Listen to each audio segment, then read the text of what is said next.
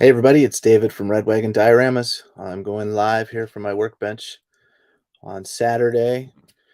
Uh, just going to be continuing working on this jungle diorama I'm working on for my buddy Jeremy, which is kind of he wants to do it for one of the NECA Predator figures. It's not something I've ever done before, so it's kind of fun, and I'm kind of finding my way through it, experimenting with some ideas, trying different things.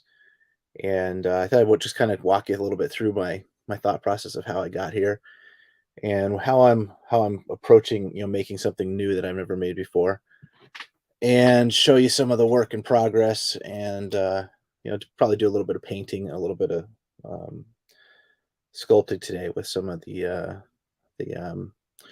plaster filler putty stuff that I like using. So, but yeah, for a little background, kind of show you what I'm working on so far, and kind of walk you through it.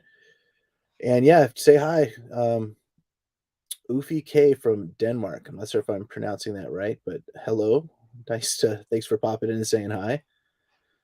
Uh, it's great chatting with everybody. That's why I love doing these lives and just talking with people as I'm working away here.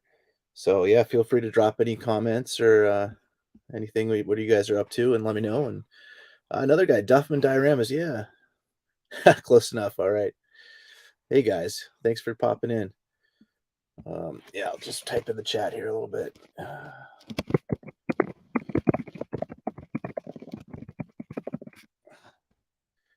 I often try to catch a YouTube stream on Saturdays that Can't Kill Chewie does, which he talks a lot about Star Wars figures and stuff, but I guess he's not doing it today. So I decided to go live while I'm working on my stuff here. And yeah, let me know if you have any questions or anything as I go through this. You guys know I love sharing, my experience and knowledge, whatever I can help to inspire creativity in others. So that's a big part of why I'm doing this. Let me switch the camera here a little bit. See if I can get playing around in StreamYard still. There we go. Now you can see the tabletop here better. Duffman from Kentucky. Nice. It's not too far. I'm up in the Massachusetts area. So, yeah. What kind of dios do you do? What's your main thing that you're into? And then Jax is chiming in from North Wales. Nice. Hi, Jax.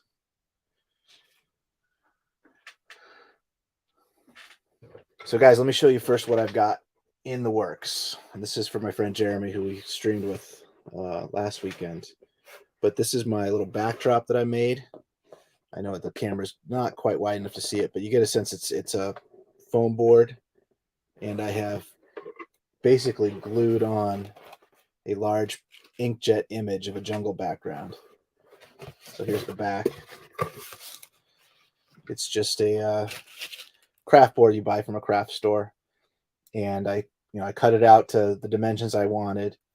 I scored the back here so that it would fold, and I work at an engineering architectural firm, so we have a large plotter, and I use that to print out this image, which is a little oversized. So this is roughly 24 inches wide by about, I think, 13 and a half, 14 inches tall. So you need a bigger, upscale printer to print something larger like this. The image I just found on Google, just looking around on Google, and it seemed to be a reasonable background for what I wanted to do.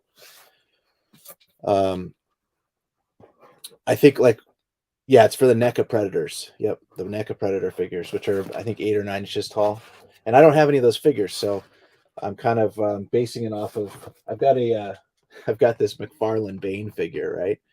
So he is about 9 inches tall, and that's what I've kind of been using him as a placeholder to stand in on the background, and so I basically so I've got basically a background that's tall enough for the figure, gives a little bit of space above the head, and wide enough for him to pose in there. And I actually think it's going to be wide enough for two figures once I'm done with it. But and Jeremy, if he pops in, he might pop into the chat too. So I don't think he's seen any of this yet. But I'm just doing this for him for fun. Like I said, I don't have a business. I don't make dioramas for money or anything. So this is just a hobby I do on the side in my spare time. And But anyway, I'll show you a little bit. So what I've been working on is I've got the backdrop set up, and then I've been working on some vegetation pieces. And I went back and looked at the some screen captures and some scenes from the first Predator movie. That scene that's really stands out to me is where they just mow down the jungle when the first guy gets killed, or maybe it's a couple guys in, and they don't know what's attacking them yet, so they just basically unleash all their ammo into the jungle and just mow down all the vegetation and everything. It's a crazy scene from that movie. But I remember lots of big ferns, so that was what that's what kind of focused me on the diorama, on the vegetation. Was I wanted some big ferns, so you can see in this image you've got lots of the big ferns. And then I went to a hobby store and I found some plastic ferns. So it took me a while actually to find something that looked reasonably in scale for what you see in the movie. And I guess in the movie it was filmed down in somewhere in Mexico. That's where the jungle scenes were for that film. So it's and they've got big ferns like this. So I thought kind of for the 1/12, 1/10 scale, you want something sort of this size range. And it did take a while looking around at Michael's to find these ferns. They're kind of, they have plastic plants and vegetation of all different sizes and shapes, but they're not usually scaled for 1/12 scale, right? They're so you kind of have to be creative, I guess, when you're sourcing the fake plants. And I got a couple other types as well. What did I get? I've got some other vegetation like these things here. These are actually from an aquarium store for like putting in an aquarium. Kind of like these aquatic plants. This just didn't work for what I'm planning to do. I might use a few of these. We'll see. But yeah, anyway. But the ferns were the big, once I found these ferns, it kind of gave me the direction I wanted to go in for the backdrop. So found an image with ferns in it. And then I wanted some, the other piece I got some actual real life bamboo. I'll show you that next. So let me check comments for a sec. Yeah, you guys chatting about NECA Predators. Wow. You have 60 NECA Predators? Wow. And 9 NECA Predator hot toys? Okay, so you're a Predator fan. That's awesome. Yeah. Wow, I didn't know they had that many figures either. Man, that's crazy. But anyway, so real bamboo. I'll show you what I'm working with so far. This is basically what I have built so far. And this is with a little bit of paint on it. It's not finished yet. But I have basically a cardboard base. Got a piece of foam board in here. And I've got these are real bamboo. I guess you call them stalks, from some cuttings from I found a landscaper who was clearing out bamboo, and I just happened to walk by and I said, hey, can I take some of that? So these were really thin, like fresh young shoots of bamboo, but scaled down they look like kind of full size, a couple inches in diameter for the 1/12 scale. So I thought they worked well. Basically I stuck them in the styrofoam, glued them in here, and then I used some spackling to kind of sculpt in kind of a mound of mud. And then I bedded a bunch of these leaves in the paint and in the spackle. So it kind of looks like a muddy forest floor. I'll show you that. So you get all these leaves that are just kind of brown and nasty stuck into the mud. And that's kind of what I'm going to go for the jungle floor. And talk a little more about that later. And I did put a coat of green paint on these bamboo stalks because over time they'll dry out and they'll turn brown. But I'm making 2 of these. Here's the other one. So I'm going to have like a left and a right. And yeah, I didn't show you. I left a hole here in the ground where I could put that fake fern in there to support it. It's basically going to look something like this. Pull the fern out. You guys can see that white tube right there. That's where I got the plant stuck in there. So fake fern comes out. Got some of these, and this is basically what I started with last week when I started this. A little bit of foam. It's all just hot glue to stick it in there. shoved the bamboo stalks in the foam, set them in hot glue. After I had secured those, I put a little base of cardboard on here just to give it some balance to help it stand up. And then I basically sculpted around this with the what is it called? Lightweight spackling. It's this product I've used in some of my other dioramas, and kind of smooth it out and give it that kind of contoured landscape terrain look. And before that dried, I bedded a bunch of these dead leaves in it, so they all stuck. I let that dry overnight, and then I put just a kind of a brown paint wash over it. So that's a lot of words talking away. Let me know if you guys have questions on that. But basically, where I'm going is I'm going to have two kind of similar vegetation backdrop pieces that can be moved around. So, if he only wants to use one of them, he only needs one. If he doesn't like the ferns, you can take the ferns out, just use the bamboo.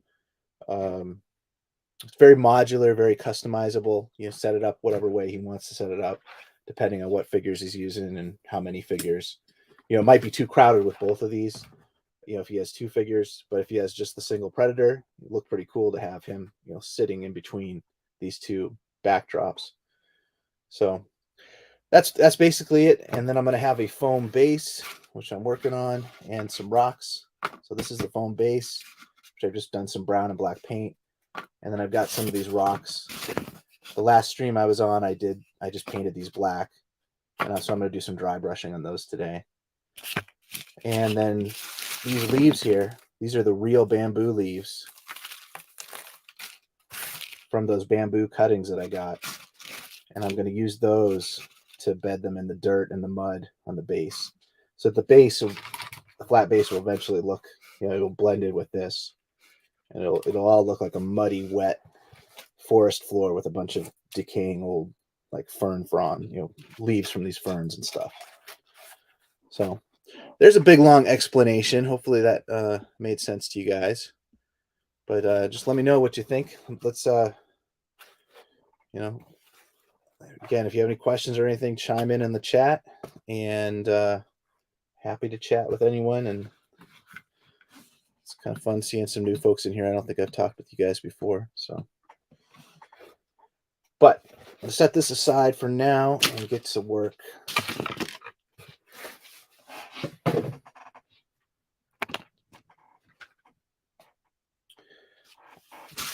Now I made a big mess because I dumped all the stuff on the table all at once.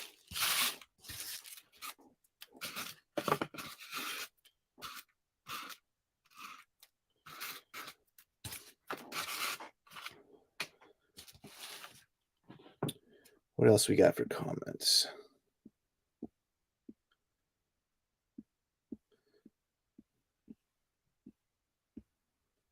Yeah, Jay Dioramas, you popped in here too. Yeah, good to see you, man.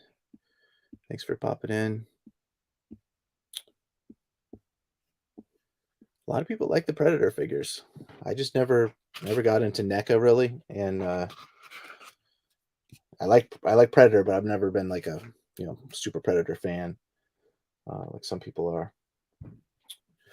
So what do you guys want to see me do first? You want to see me work on this, doing the other one? I can show you how I sculpted that in, or I can do some dry brushing and do the base. Let me know.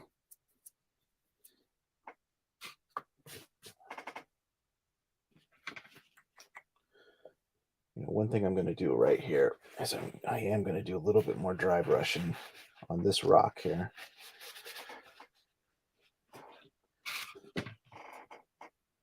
And for paint, I'm just using acrylic paints. I've got some Vallejo here that I used for the gray for the rock. The black was just cheap craft paint, acrylic craft paint from like Walmart or someplace. In my paint palette here, I've got the gray that came out of the Vallejo gray, which is called Stonewall gray. It's kind of a lightish, a little bit of brown in there. And then I mixed some black with it to make this darker tone. That was what I did the first layer of dry brushing with this darker gray here.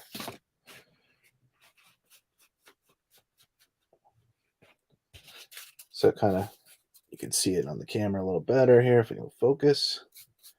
Just kind of brings out the texture in the foam, right, from the carving. And I know the guys here, you guys make dios know all about dry brushing, I'm sure, but maybe some of the other people find it interesting. It's amazing how just a little tiny bit of paint can really make something look pretty cool. Hey, Arthur, good morning. Good to see you, man.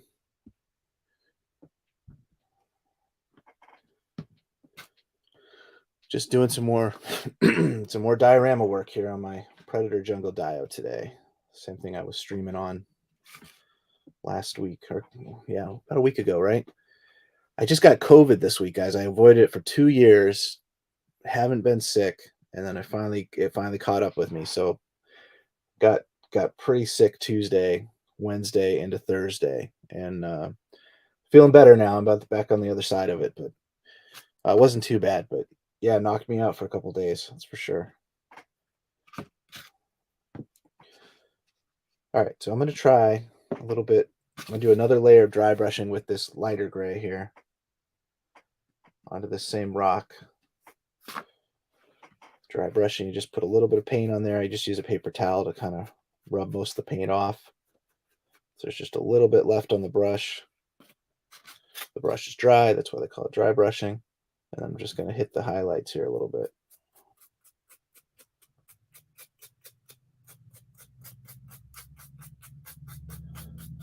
Very little paint.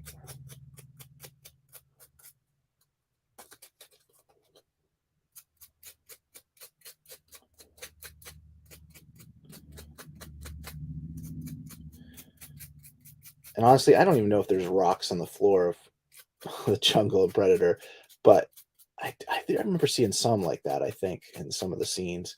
But I just thought it'd be a nice thing for Jeremy to have for the diorama in case he wants some other, pieces to move around with, to change the scene a little bit. So foam rocks are always fun to do.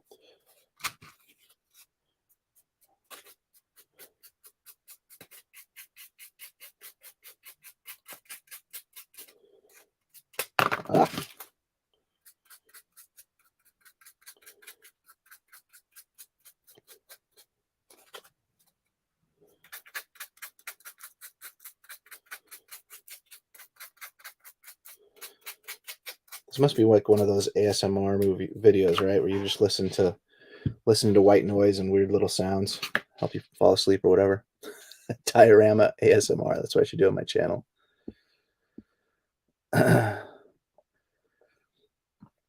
Yeah, impressive that I avoided COVID for 2 years. Yeah, I think so. We've been pretty cautious. My wife's, immune compromised, so we've been really careful. But it's been several months now where we haven't really been masking. I haven't been masking. I'm just going through normal life, and got it somewhere. Not sure where I got it, but it got me.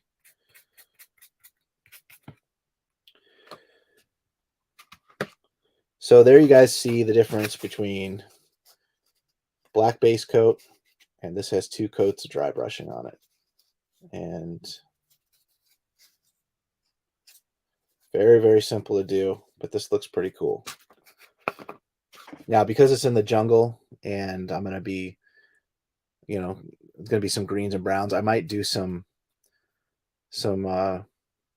brown or green like highlights on here and just help it blend into the scene. I'll wait till I have like the forest floor done and then see how the rocks look. I think they're going to look out of place, but I might be able to, kind of blend them in with a little bit more color, or maybe some dead leaves and stuff. Maybe I'll stick those under the rocks, so maybe they kind of fit in with the scene.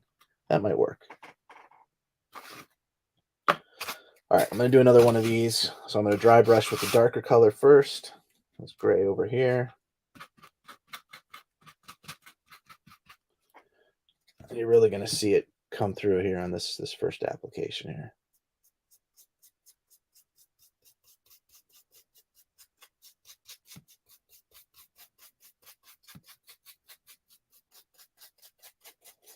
This is very satisfying to do, this kind of dry brush painting, because you see immediate results. It's very simple.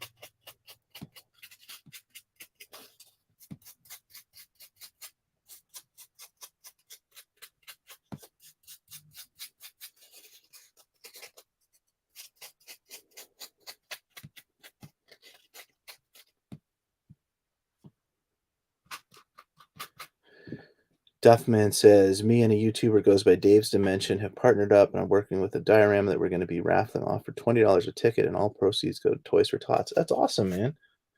That sounds really cool. Yeah. I think Dave's Dimension sounds really familiar. I apologize, guys, if we've chatted in the past already and I forget. There's just so many people online that I interact with through Facebook, YouTube, Instagram. It's like I try to keep track of who's who, but it's hard sometimes.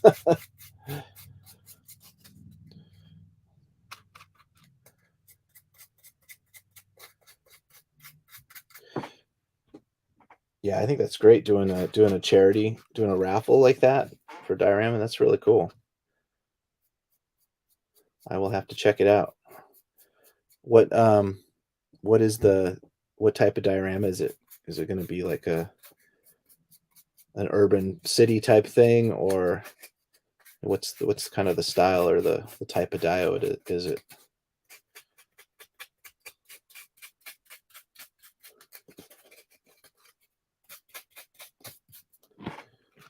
Okay, there, that's looking pretty good. So there you see the difference between, this has the two coats, this has the first dry brush, this has both colors of dry brushing. You just get a little bit more contrast. So I'm going to switch to the lighter gray color here. Just a tiny bit of paint. Going to hit it again. Because there's so little paint being applied, it doesn't stay wet. It dries real fast too. So you can pretty much just go right over it again. If you're too heavy with the paint, it'll tend to mix and it just won't look good. So it's just the key to go really light with the dry brushing. Oh, see, I went too heavy there. That's going to look a little odd, but that's going to be at the bottom of the rock, so I'm probably okay. I just had a little bit too much paint on my brush there when I did that one. Yeah, nobody's really going to see the bottom of this rock, so, but I'm still doing it just because who knows what they might want to do with the rocks, you know. Maybe they want to use them for some other diorama or some other display. That's cool too.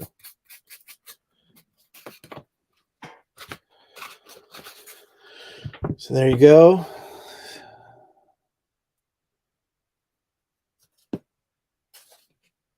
Looking pretty good.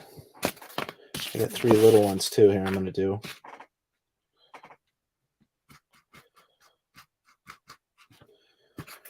I find it's nice to have some different sizes of, when you're doing rocks that are loose that you can kind of arrange.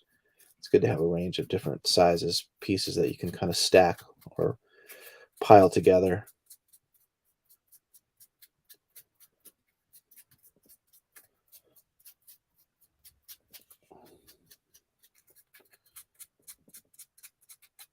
Oh, Arthur's doing an Andor diorama. Cool. Yeah, you've seen I've had one kind of in the mix or in the works for forever now. I just have the Andor bunker that I got 3D printed. My friend Gary printed that for me off of Lance Peter Luke's design.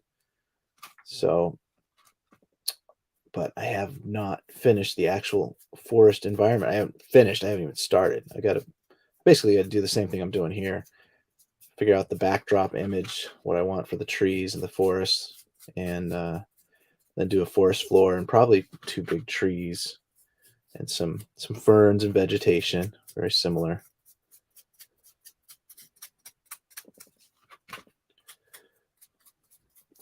The only rocks I've done in the past were for my Star Wars Tusken Raiders, so like the desert canyon type rocks. And that might be it, actually. I haven't, I guess, and I've done some ice and snow for Hoth. I need a little more paint here.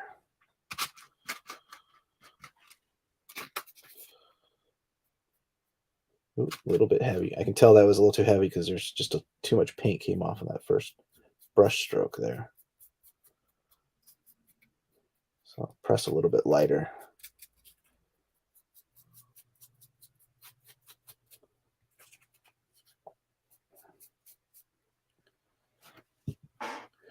So Duffman says the diorama you guys are working on is a alley building / warehouse dio. Yeah, keeping it versatile to be used with anything. Yep, that's great. And then you're also making the Ghostbusters headquarters and Crazy House Killer Clowns from Outer Space diorama. That's awesome. And a clown car. Wow. You're ambitious, man. That's awesome. I don't have the first clue of how I'd go about making a clown car.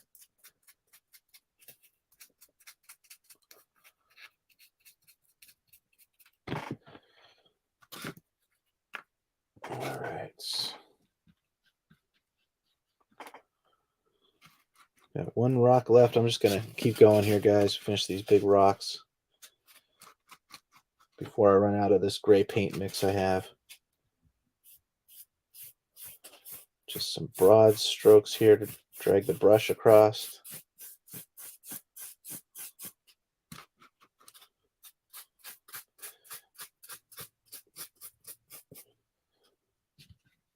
Yeah, I'm running out of paint.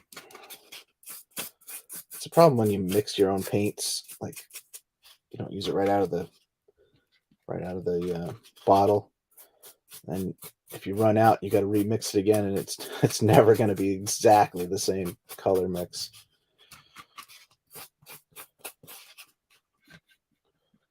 No, let me finish. Yep, that's going to be my problem with this one. I basically just ran out of paint out of my darker gray because my palette is dry here.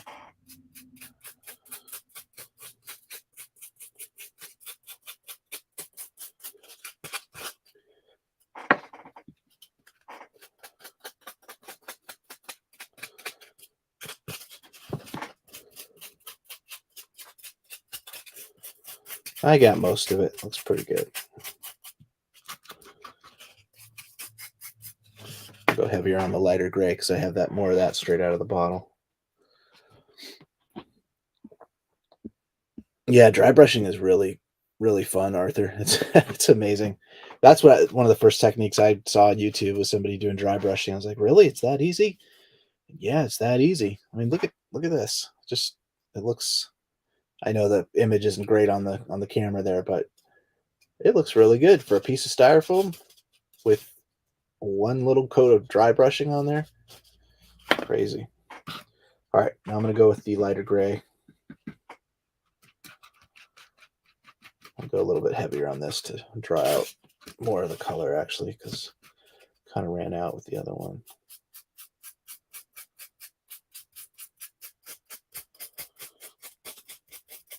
Yeah, the first dry brushing I did was my Black Series Job of the Hutt throne, and that was just dry brushing some of the styrofoam, just like this, for his stone platform. And I was amazed how good it looked. I was like, really? I did that? It looks really good.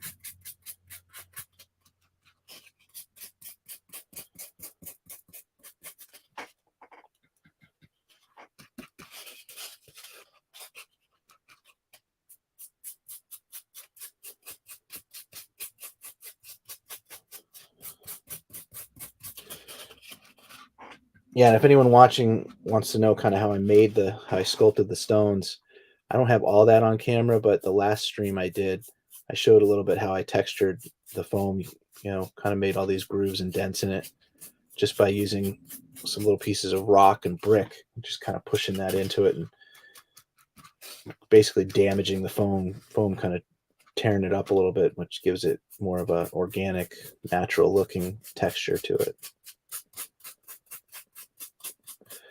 This is looking real nice, though. It's coming together.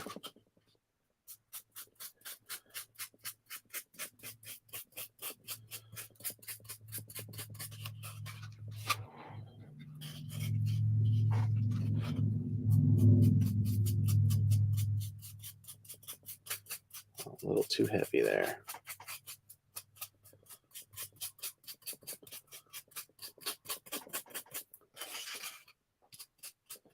You don't want the paint caked on there like I just did right there. It doesn't look that great. It's just because I had too much paint on the brush, I didn't dab it off enough.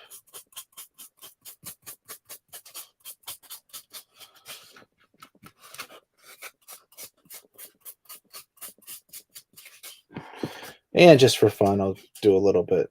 I don't know if I'll do a little bit on the bottom here. This doesn't have any texturing done on it at all. So I'm just the edge here, I'm gonna hit.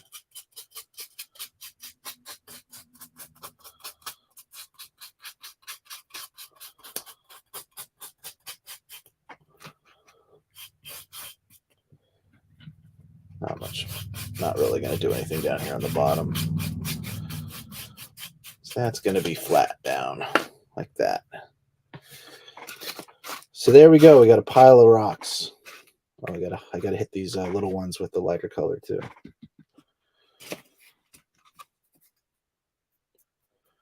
Really light on these.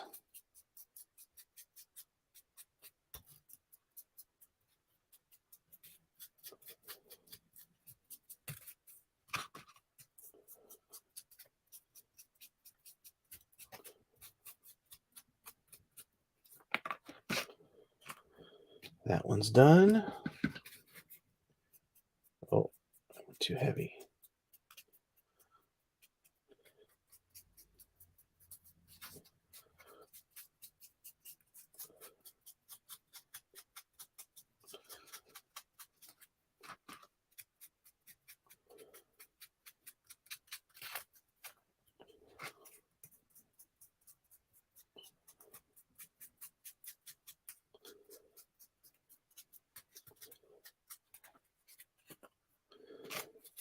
One more.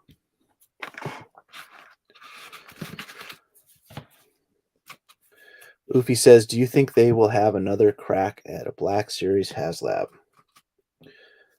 Yes, I do think they will. I think they will keep trying HasLabs because I think it is super profitable for them. I've become a little more cynical towards Hasbro in the last year since the Rancor thing. And then just with all the price hikes and everything. You guys, if you've seen any of my other videos, my Dear Hasbro videos, you kind of get a sense of my opinions there. But I think the HasLabs are structured in a way where they make really good money. So I think they will keep trying it. And I don't think Black Series is an exception there. I think they've tried, like the Rancor was almost there. They weren't in touch with the fans, and there was just they didn't run that campaign well. They didn't set expectations well, and it just soured everybody. And then the Riva's lightsaber, that was just a bad choice. A character that nobody knew about yet, and an expensive item, and a limited fan base who collects the sabers. So I think that was just a mistake. But I think they'll go for HasLab for Black Series again. They might try a small vehicle. I actually hope for the figures, like more people have been talking about, an assortment of characters, Cantina aliens or Jabba's palace aliens, something like that. Which I would love that if they did that for HasLab, a group of figures that they wouldn't really make, retail otherwise. So I think that's a possibility. They would have to jack the price up pretty high, I think, per figure, because if they're only going to sell 10,000 of them or 15,000 of them, they're going to have pretty high price per figure to cover all the tooling and everything. So those figures might cost $50 each or something like that.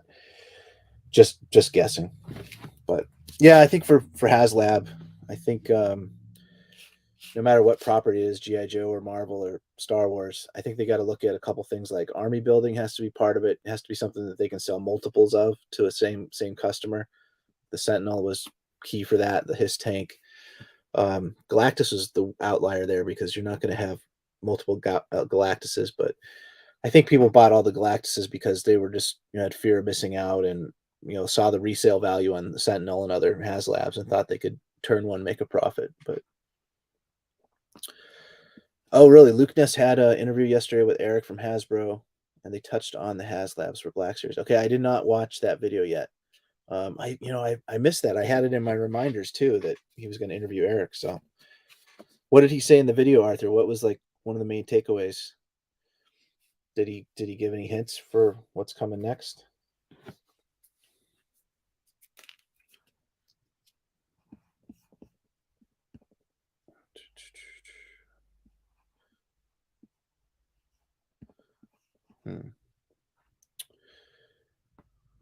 I'll have to check it out. Yeah. Anyway, Black Series HasLab. Yeah, either they'll try a small vehicle or something, or maybe an assortment of figures. I don't know what's going on there. I think they're Hasbro seems to really like. Okay, so short answer from Arthur says that Eric said yes, they are going to do another HasLab. So there you go. Yeah, they make a ton of money off these. They get everybody's money up front. They get to hold it and put it in the bank for a year. They're making interest off all the money they collected, and they've obviously got high prices on these HasLab items where they have good profit margins in there. So I think Hasbro loves doing them. So I think they're going to keep trying. I just would like it to be something that the fans, the collectors that are spending the big money, it should be something that we are asking for. I really wish they would do some ask the collectors, at the beginning of the process before they start. Internally they're developing these HasLab ideas internally, but they're not telling any of us, what they're considering. And it'd be nice to have a fan poll or something like that, so that we can have some input and some buy-in and some ownership up front on what these ideas are. I think they'd be more successful that way. What do you guys think? That's a nice looking pile of rocks, right? Check that out. Not too shabby. Then add some dead leaves in there. I think it'll look pretty good. All right, so I'm going to pile those over there.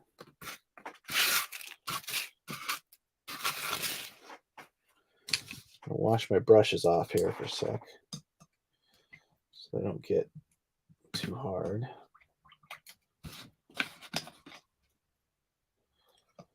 Wow, I've got 6 paintbrushes here just from today's work. And I'm spilling water.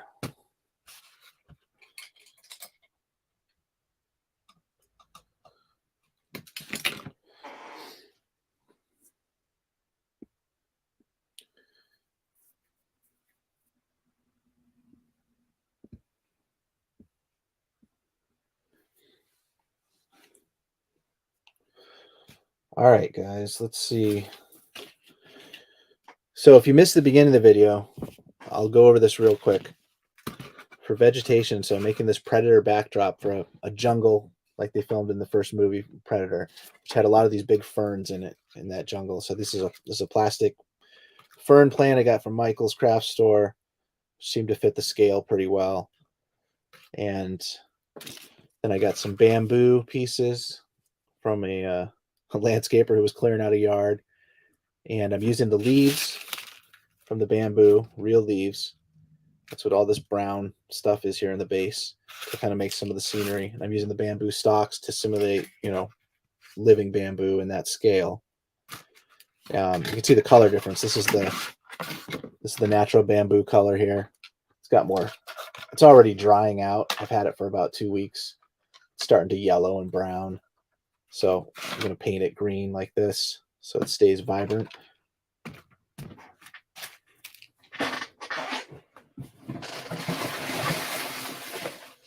The bamboo I got was I don't know, they were long, like 3 foot long, 4 foot long pieces. They're all broken up now. I've trimmed them all off and cut them off, but that's what I was using for Vegetation.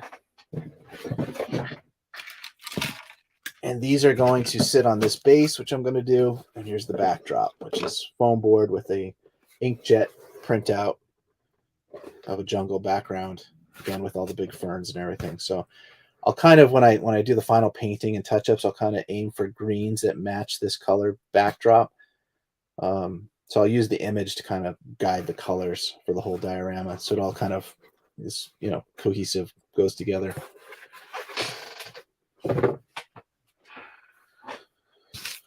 So that's what I'm working on. I think Oh, you want to make a small dio for Luke and Grogu with bamboo. This is Arthur. Yeah, I guess we did just see a lot of bamboo in that last season of Mandalorian, right? With Ahsoka and Luke and Grogu doing the training. Yeah. Well, just Arthur, just climb up in the tundra and harvest some bamboo, huh? That's all you got to do, right? uh, okay, let me see. Well, you know what I'm gonna do? I'm gonna show you the. I'm gonna do this base next because it takes a while to dry, and I want to get that done. So one of my favorite products I've used in most of my dioramas is this DAP brand Fast and Final lightweight spackling.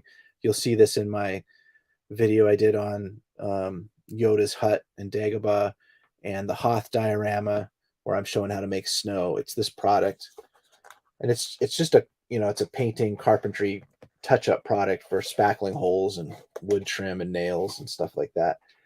But if I can get it open, and it kind of has a it's very smooth texture. Kind of looks like Cool Whip, or I don't know. It's very lightweight. And what's nice, it's kind of a, I don't even know how to describe it. It's kind of like frosting, I guess. Yeah, it's like construction frosting. So you use your construction frosting, and basically I'm going to sculpt around it, around the base, to make this thing look like a smoothed out hill. And then I use water just to brush it out and smooth it out. So I will go through that right now.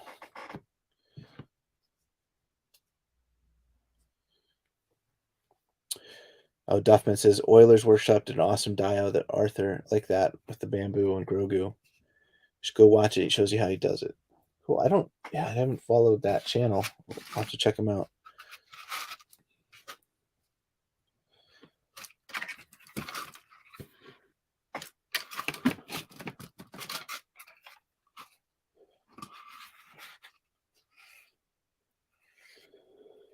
This is the process. Just kind of. I don't decorate cakes, but I feel like this is what it would be like to be a cake decorator.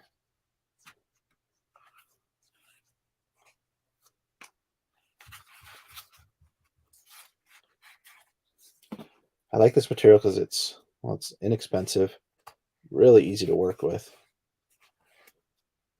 and it looks good after it's done. Yeah, if you guys are looking for an easy way to make snow or ice, use this product, and when it dries, it stays white. It doesn't color at all, so it actually makes really good snow.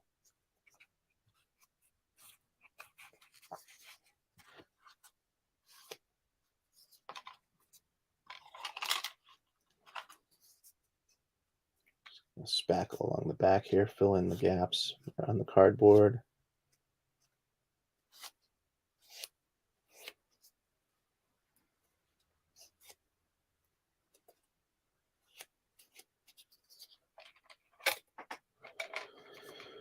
Now I've got my white plastic tube in the middle. That's for sticking the ferns and other plants into it. I kind of want to sculpt this base so that the mud mounds right up to that and kind of hides the tube. So I'm just gonna, without getting it in the tube itself,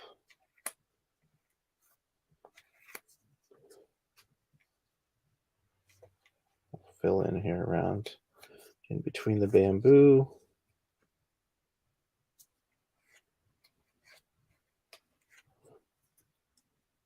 This does not have to be very careful or accurate at this point because we're going to use the brush to clean it all up. Just got to get enough material in there to just to make the shape of it. It's okay if I have extra because I can, again, remove that really easily during the next step.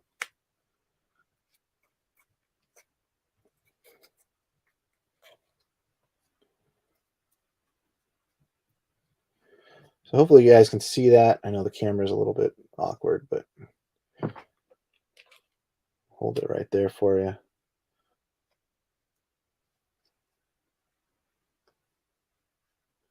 And that's all I got to do for that part of it. So I can put the spackling away now and then move to some water and a brush.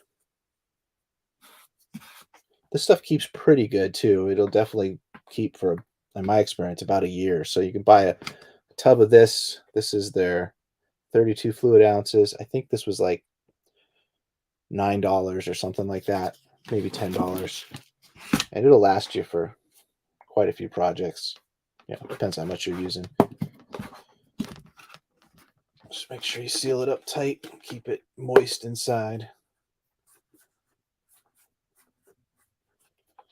That's all there is with that. Now, I got my other cup of clean water here. Where's my other brush?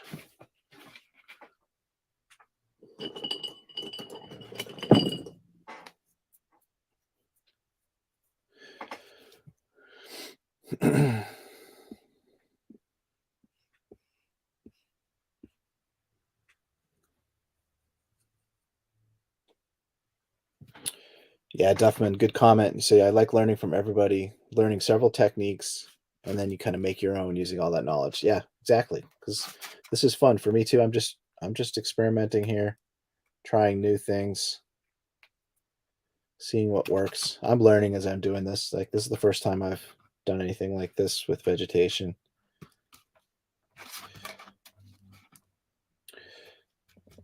But I have done a lot with this spackling, so I know this is going to work. I'll show you guys. This is one of my favorite techniques here. So just a kind of a larger brush.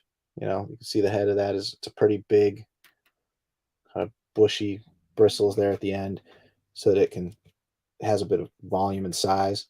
And then just dip it in the water. And this is going to get messy. So where's my paper towel? You're going to have some water run off from this. So I'm just going to put it on here right now. And just using the water to kind of smooth out the spackling here. And the goal here is to kind of make it look natural, like a natural hill or a little elevated area in the forest floor where these bamboos growing out of.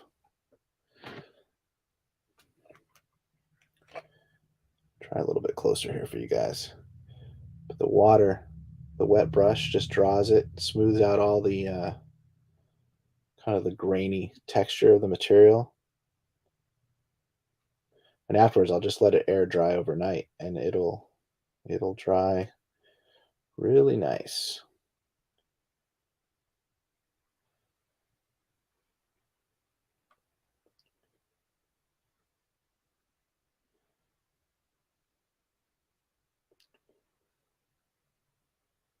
Yeah, and I was given this tip, it's like whenever I did my Hoth diorama back, I think in 2018, by Ron Hembling. I think he's from Australia, but he does some awesome diorama work.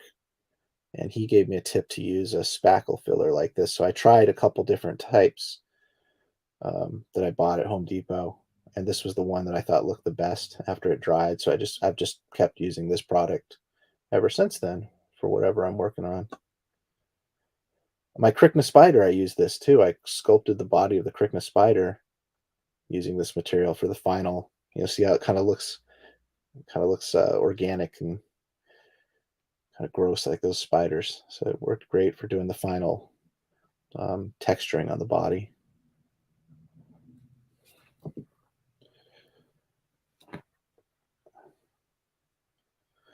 Got a little bit of the spackle down in the tube here, so I'm going to kind of just going to push that down out of the way. I want to make sure that tube stays open.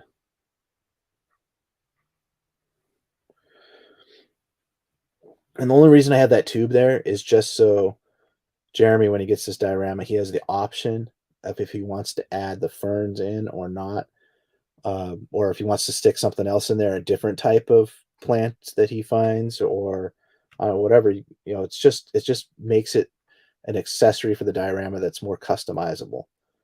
So, I mean, instead, yeah, he could just stab it down in the foam too, but I thought this makes a nice even or a nice clean way of adding or subtracting vegetation from the backdrop by giving him that open tube there to work with.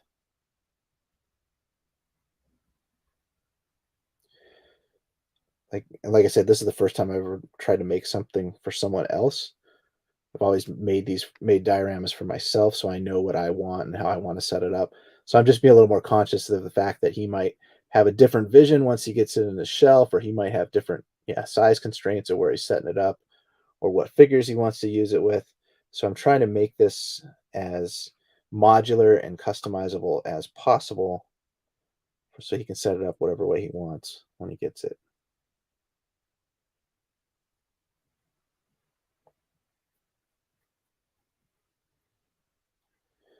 Basically done, guys. You can see that. The light's a little. See if I can shade it a little bit. See some of the texture there. So it has a real watery, soupy appearance to it right now. But however you leave it is exactly how it's going to dry. It's going to have that same smooth kind of, well, whatever the texture you see. I mean, it still looks bumpy to me in places, but it looks enough like a muddy floor. Like this is what I'm looking for. Now, before it dries, I'm going to stick some of these dead leaves in it. So I did this the other day. Same process. This is a piece of foam I left flat, so it looks kind of like a rock. Oh, that's right. I was gonna paint that gray. I got to do that. But these have a bunch of those leaves that I just stuck in the white spackle before it dried. So I'm gonna do that again right now.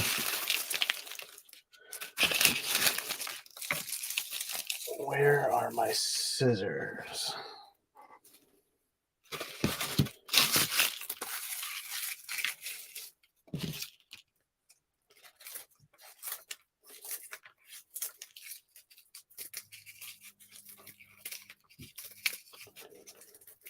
Kind of like making a salad.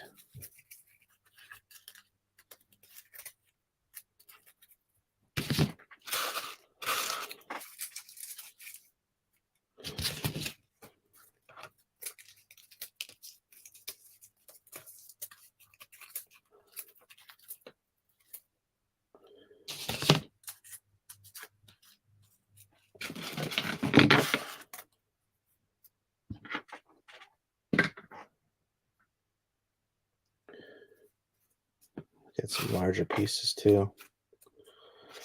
I'm just going to press them right into spackle as it's drying.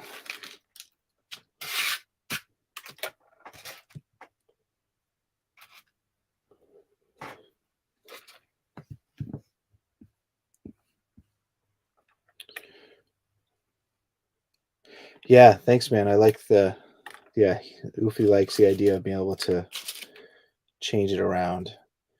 I do too. I mean, I was just thinking about this. Like I asked Jeremy who I'm making this for, you know, well, how exactly are you going to set it up? What kind of dimensions you have for the shelf? And he didn't really give me anything. He was just kind of, do what you want. Make it cool. I'm like, okay.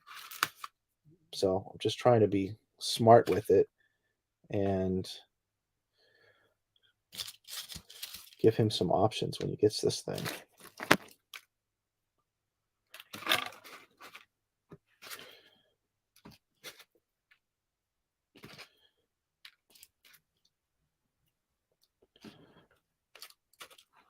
So you see the difference. Basically, that's what this was, the brown one. I let this dry. I did this a couple days ago, right before COVID, I guess. And once it dried, I just did a watery brown paint all over it, so I'll do the same thing here. And then I'll touch this up with a little bit more green when I'm done. I'm going to put some bigger leaves kind of around the base so it kind of catches the very bottom edge. It'll help it blend into the base plate.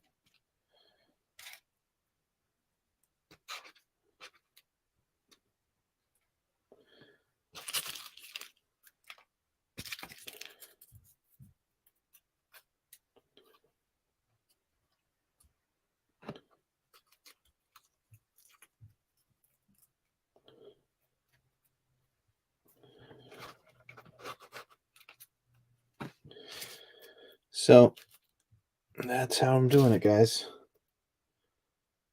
Be fun to see the final product and then go back and watch some of this again, see how it was made.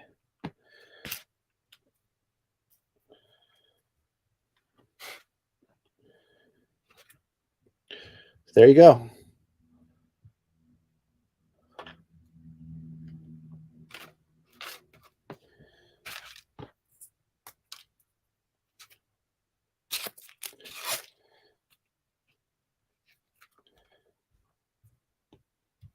That's too big. I'll do some smaller pieces.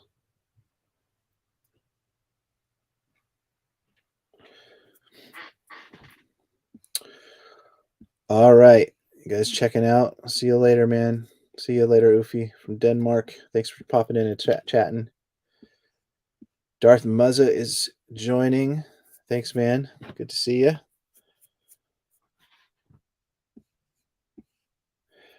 Just working on a NECA Predator Jungle Diorama right now. So, you know what? I'm going to dry brush this rock here, make it look like these before my gray paint, I'm sure, is dried up now. But I still got the dry brush out here. Stonewall Gray.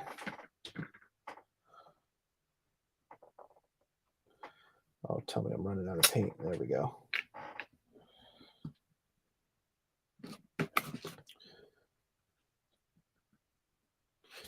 Just a tiny bit of gray paint. The brush. Get this a little bit of rock here.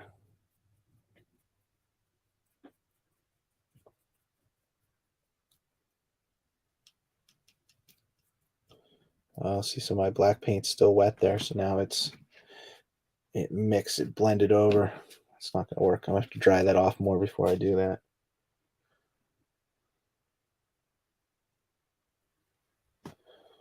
And then I went too heavy.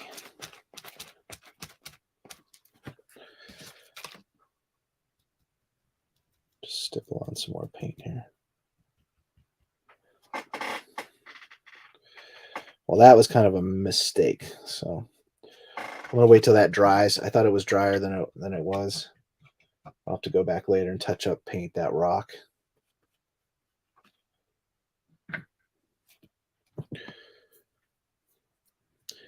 The tree trunks are those rose branches. No, so these tree trunks actually are a wild bamboo that grows around here.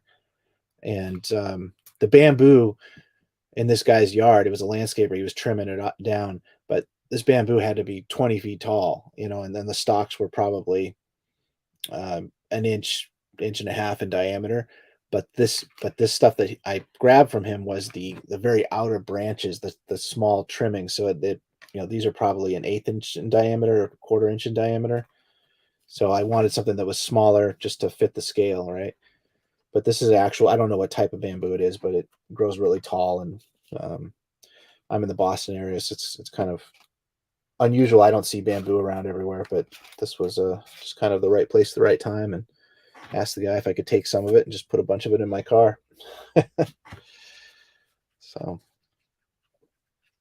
cheaper than buying fake bamboo at Michael's. If you can actually use real vegetation for some of this stuff, it's works great.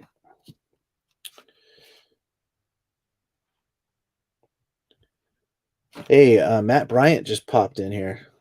Let me add Matt in. That's cool. Hey, Matt. Hey, David. Hey, what's going on, everyone? I just wanted to pop in and say hey and see how that diorama's coming along. It's coming along, man. The idea of using. Go ahead. How long you been waiting? I didn't notice. Were you in there for just minutes? Like a minute or two. Not long at all. Okay. Yeah, not long at all. No, the idea of using bamboo was brilliant. That looks really good. Yeah. I like it. Yeah, well, I showed you the last stream we did last weekend when I had that big bush of plants and everything. Yeah, That's what it was. Yeah, they're just offcuts. It's a great idea. So I think it looks good, and you can see the, you know, this one's not painted yet, but I painted this side green. So Uh-huh. because I will, I want it to stay looking like a living jungle.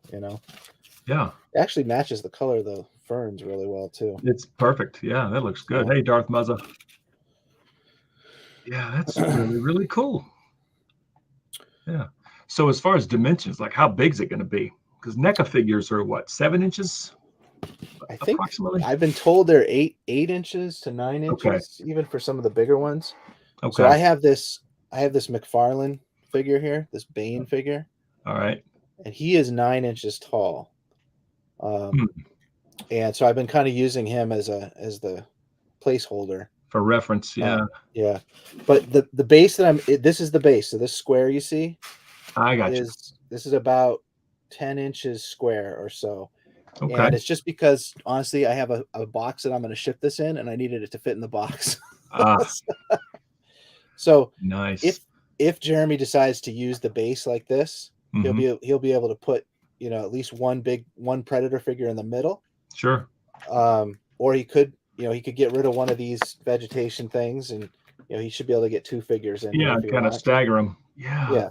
That's a so great this is idea. all customizable depending on how he wants to do it. Yeah. Making it modular. Yeah. Very nice. And then the other option is going to be, did you see the base I have or the backdrop? Did you see this part of the stream yet? I think so. Oh wait, no. I've not seen that. This is going to fit like this, right? Okay. Anyway, sorry, the camera's it's too tight of a camera. Let me make my screen bigger here. I totally get the idea though. That's going to look phenomenal. Yeah. So it's really going to look good. I've got it. It's just poster board with this is just an inkjet. I printed it on my plotter at my office. Okay. Just a Google jungle image. It's got all the ferns. It kind of matches the vegetation of what I'm building, and the colors. Absolutely. I'll try to match to this. Yeah. And so he can have a tight little diorama like this big, basically fit 2 figures in. Yeah.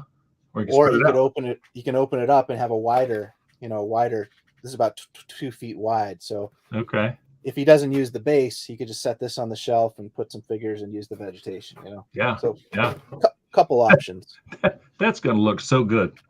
I hope so. I think it will. That's a great idea. Yeah. Love it. Yeah. Thanks, man. Awesome. So what are you up to this Saturday? Well, I started sort of painting the Ambin Phase Pulse rifle for the Droids Boba. Oh, yeah. Painting it like the Christmas special. And I thought I had enough paint, but I'm going to have to run to Hobby Lobby and get some like salmon paint and some orange paint.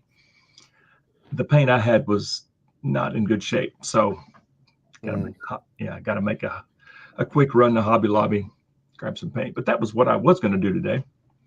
Yeah. And just piddling around the house. I picked up that figure too this week because the new Droids Boba Fett. I'm looking around for it now. I know it's somewhere near me, but I don't know where it is. It's a pretty cool figure. I mean, the colors just look so good on the shelf. Yeah, it wasn't until I saw it in person. I actually held it in my hand at Target. And I was like, because I wasn't really going to get it. And then, you know how it is. Once you hold something, you say, hey, that looks nice. I must take that home. Yeah, that's the first thing I thought it was painting that rifle like the Christmas special, that funky pinkish orange color. Yeah, that's a good idea. Yeah. Yeah, I figured it'd be easy enough to do. I was going to do a video, like a time lapse of the paint. See how it goes. Yeah. Yeah. That's about it. I've just what kind of painting have you done in the past? Have you done like not much? No. Not much. The Krykna spider, I was surprised, turned out very well. The mouth didn't go on quite as well as I thought it would. It more or less looks like blood inside, but it's okay. But the eyes turned out great. Did you find it hard to keep the black, from running past the eye? Like I had some, readers on to magnify it. Yeah. And fortunately, the sculpt of the eye, there's like a little lip there. Yeah. And I actually used a fine tip Sharpie. Oh, really? And just kind of jammed it right up against that lip and just kind of went around, with a circle first and then colored the inside. That's a great tip. I didn't think And of it using turned out pretty well. It actually reflects light, so it kind of looks like a pupil. Just grabbing mine right now. Yeah. Yeah, because mine I did great. run the paint ran a little bit past that Mm. lip on some of mine. Yeah.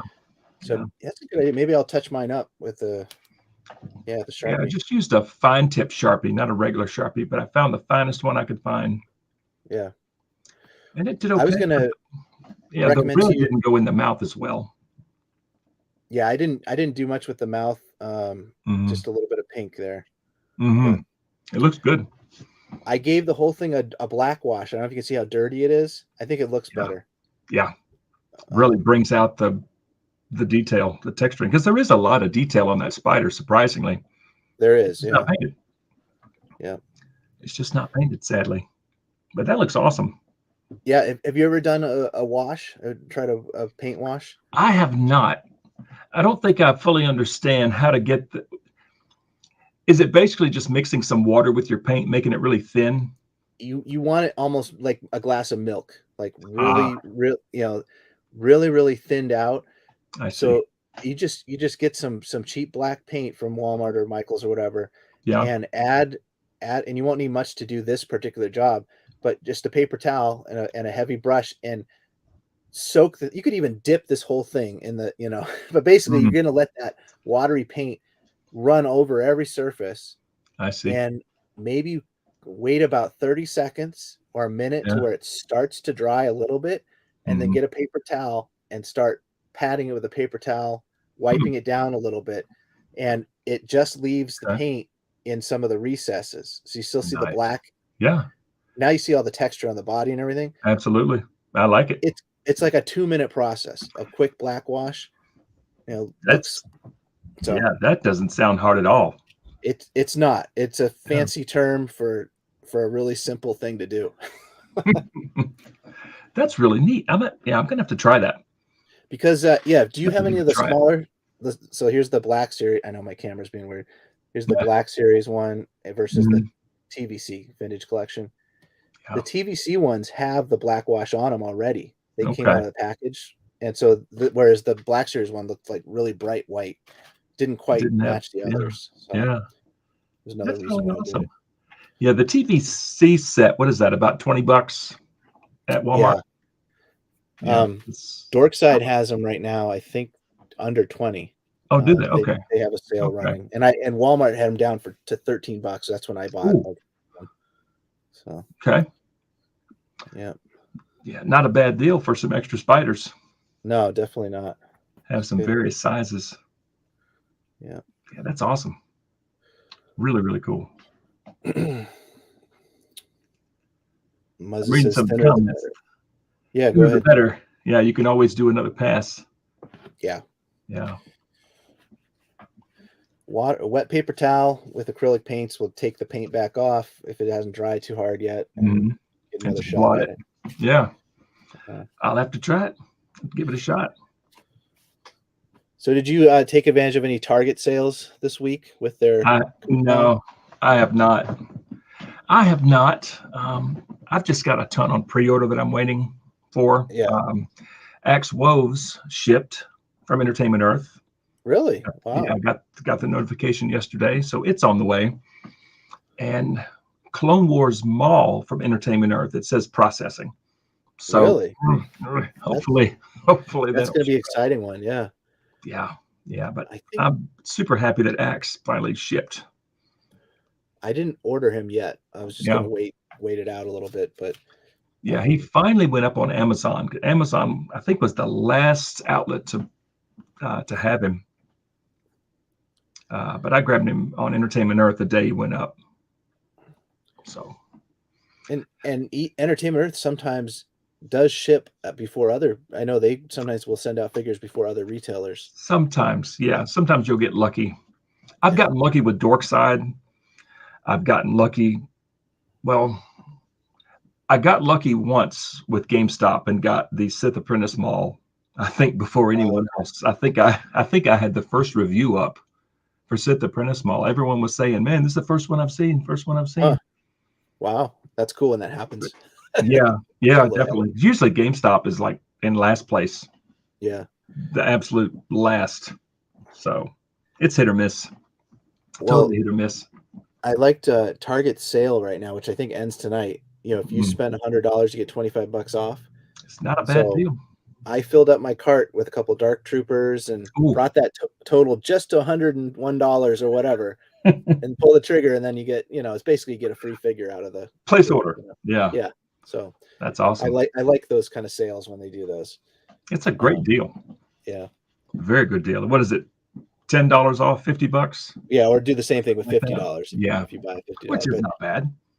Not bad. 25 off 100 is 25%, so that's better Yeah. than 10 off. Or I guess it's the same. Yeah, it's 25% off sale. Depends on what you. Yeah. The 10 off of 50 brings it back to the Black Series past retail price of $19.99 each. Right, there you go. Basically.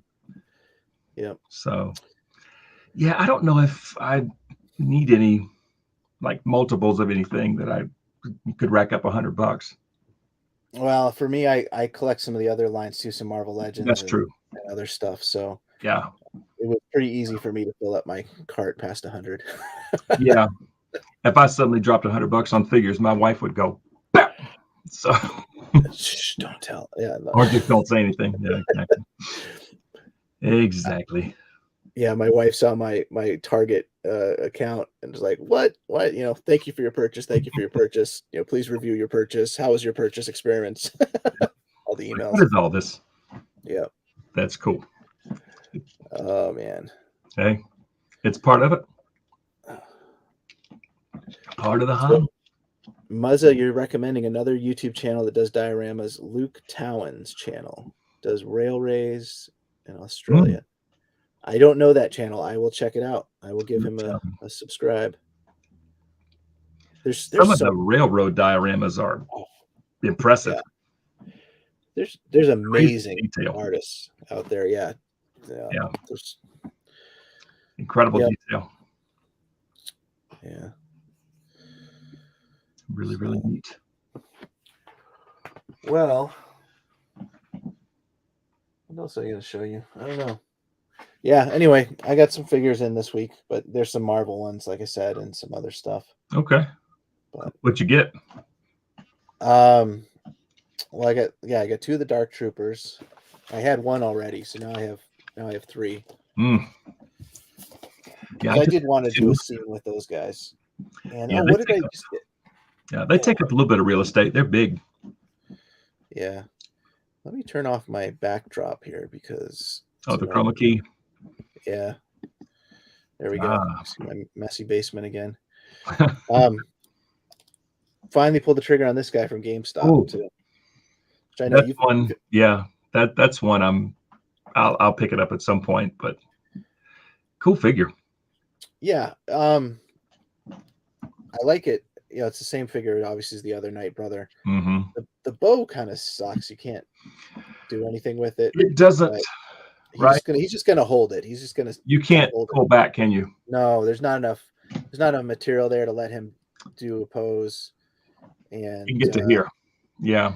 It would have been. They should have included a second bow, like in a firing, an armed firing, position. That would have been nice with a bolt in it. Yeah, exactly. Some kind of energy bolt. It's still a great figure, with the butterfly joints, and the posability is nice, and I like the Fallen Order. The Fallen Order game is a fun game, so I wanted to get at least one of them. But yeah, the Night Brother Warrior. Where is he? I'm backwards, totally backwards. There he is, right there, sitting on the little stand. I just kind of have him, getting ready to smack somebody with that club that he has. Yeah, it's a cool figure. Yeah, I like that. Really, really cool figure. What else did I get? Let's see. These guys came in. Ooh, that's awesome. So this is the retro 3.75-inch line that they're doing for Marvel, which I like. I don't know, just a fun it's a fun piece. It was sure. That's awesome. Very, very little articulation, but it's more about the packaging and the style for those, I guess. But I got two of them, so I'm gonna open one of them up. That card's beautiful. Yeah, it's fun. Really, really. I like it. Yeah. Does that Was Clone it, Girl's bow work? which one's the clone girl? Oh, Omega? Is Oh that? no, But she can at least, doesn't it have a it's in a firing it's in a firing position. position. So Yeah, you can pose her like she's shooting, like she's firing. she's in a battle or something. Yeah. Yeah, Yeah. she's out of frame. Yeah, she's yeah. But the bow itself does not collapse down or move or anything. Yeah. But the translucent purple, part of the energy bow and the energy part that you pull back is really, really nice. Yeah. It's a nice purple. I actually like the Omega. We talked about this last time, Bad Batch. I enjoyed the Bad Batch show, so I enjoyed it Yeah. enough to be interested in buying the figure. Yeah. And they did a really good job with the figure, with the accessories. For a small figure, they packed in a bunch of accessories, which was It's nice. actually a pretty sweet little figure. Yeah. Yeah. I like it. The character had to grow on me. Yeah. But Find her annoying? Like, Omega's fine. Yeah. I Yeah. really don't have a problem with the character, but the figure is actually it's nice. Have you seen people customize that one into a young Boba Fett? Mm-hmm. Yeah. Yeah. It looks good. The body, the jacket, pants, it totally works. Yeah. Totally works. Oh yeah. Oofy's just said the same thing. Yeah. Same train of thought there. Yeah. Yeah. Just looking at what else I got. I got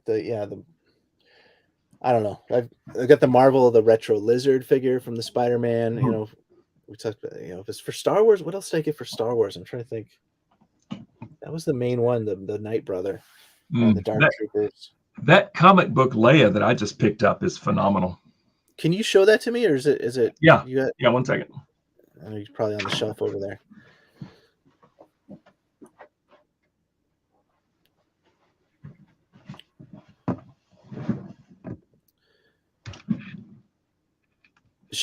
She is the only one I ordered from that wave. Yeah. With Sergeant Creel and all that, because I like that. Such a good figure. It's so good. The face is absolutely gorgeous. It's pretty posable, being on the Hoth body.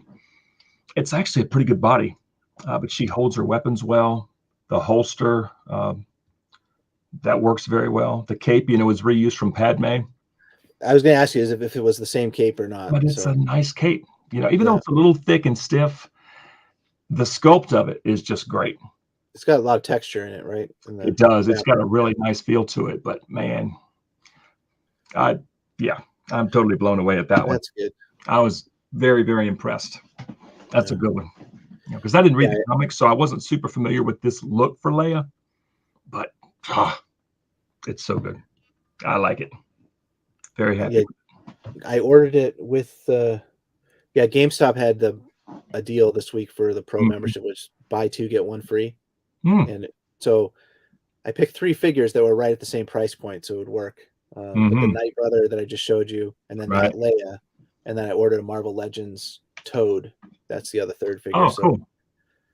So, but the Leia didn't ship yet. Nice. I got the other 2. But, okay. Yeah, I think you'll like the Leia. It looks great.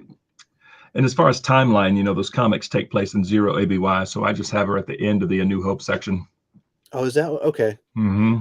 I did read some of the comics. I can't remember. I don't have a good memory of them. So, yeah, I just have her right at the very tail end of the A New Hope section, as far as timeline. So, yep, it's a good one. Yeah, what's the other? I can't remember my Target bag here. Nice big Target bag. Yeah, I know. All right. I'll show you something in here. Pick this up. This was random. That's pretty cool. I think so. That's a tall one. It is. So it's 1/12 scale, I think. But those aliens are really tall. They are tall. That's true. That is true. It looks, It's McFarlane, so maybe it's the larger scale, like he does the Batman, the DC figures. I really don't know. Yeah. But it looks good. The sculpt looks good, and the colors and the paint and everything. So I got to open him up and check him out here this weekend. That's really neat. Got tons of accessories in there. Yeah, he's got a all kinds of knife, extra pair of hands, a bow, and an arrow. And I can see he has the tail there, and the knife looks like it goes in that little sheath on his chest. Okay. So he can shoot. Yeah. I like it. But that was something new I saw at Target beginning of the week. And I was like, I don't know. Again, spending my money. I haven't seen Avatar in a long time. Well, I really liked that movie when it came out. Yeah, it was definitely cool. A little long, but it was cool. Yeah, really, really, just a cool movie. But man, it's been forever since I've seen that. Yeah, it forever. And maybe the new one. Hopefully, the new one will be good too. We'll see. We shall see. Can't remember if I have that one on DVD or Blu-ray. Not sure. It's probably up on some streaming service. Yeah. What is Zeltrons? Oofy, how about some Zeltrons? I don't know what that is. Yeah, I don't know what that is either. Is Zeltron another Star Wars character? I don't even know. I don't think so. I've heard of Voltron. Classic Voltron, but not Zeltron. Marvel Star Wars comics. Oh, I'm not familiar. There he is. He was in the same bag, same Target bag. Nice. Yeah. So he has not been opened up yet, but I'm going to open him up. Yeah, they should have put the blaster with him. But I don't know. The pulse rifle, yeah. The pulse rifle. Yeah, it's probably all the same mold, right? You know, Hasbro does another run of these figures, so all the same blasters come out, same accessories. Yeah, you're probably right. It would have been nice. I've seen most of Droids. I don't remember Boba using the pulse rifle in Droids, so maybe that's why they didn't. Oh, is that? I see. I never even watched the cartoon. I never saw. The cartoon's pretty silly, but there is one episode with Boba that I just watched recently, actually. It's all on Disney Plus, right? Yeah. But the cartoon itself is very cheesy. It's got R2 and 3PO, obviously, but the other characters are just for that series. Han, Luke, and Leia aren't in it. Different villains. So, yeah. It's worth checking out if you can get through the. It's very childish, I think for kids. I did watch, I think, the first episode on Disney Plus months ago with my kids just to see what they thought, and we turned it off. I don't think we finished the full episode. Yeah, Titterful says Droid cartoon is a little weird. Yeah. It's a little weird. But Anthony Daniels did the voice for 3PO. That's okay. Man, he's done everything. That's amazing. Yeah, he is 3PO. But yeah, the show itself is a little silly.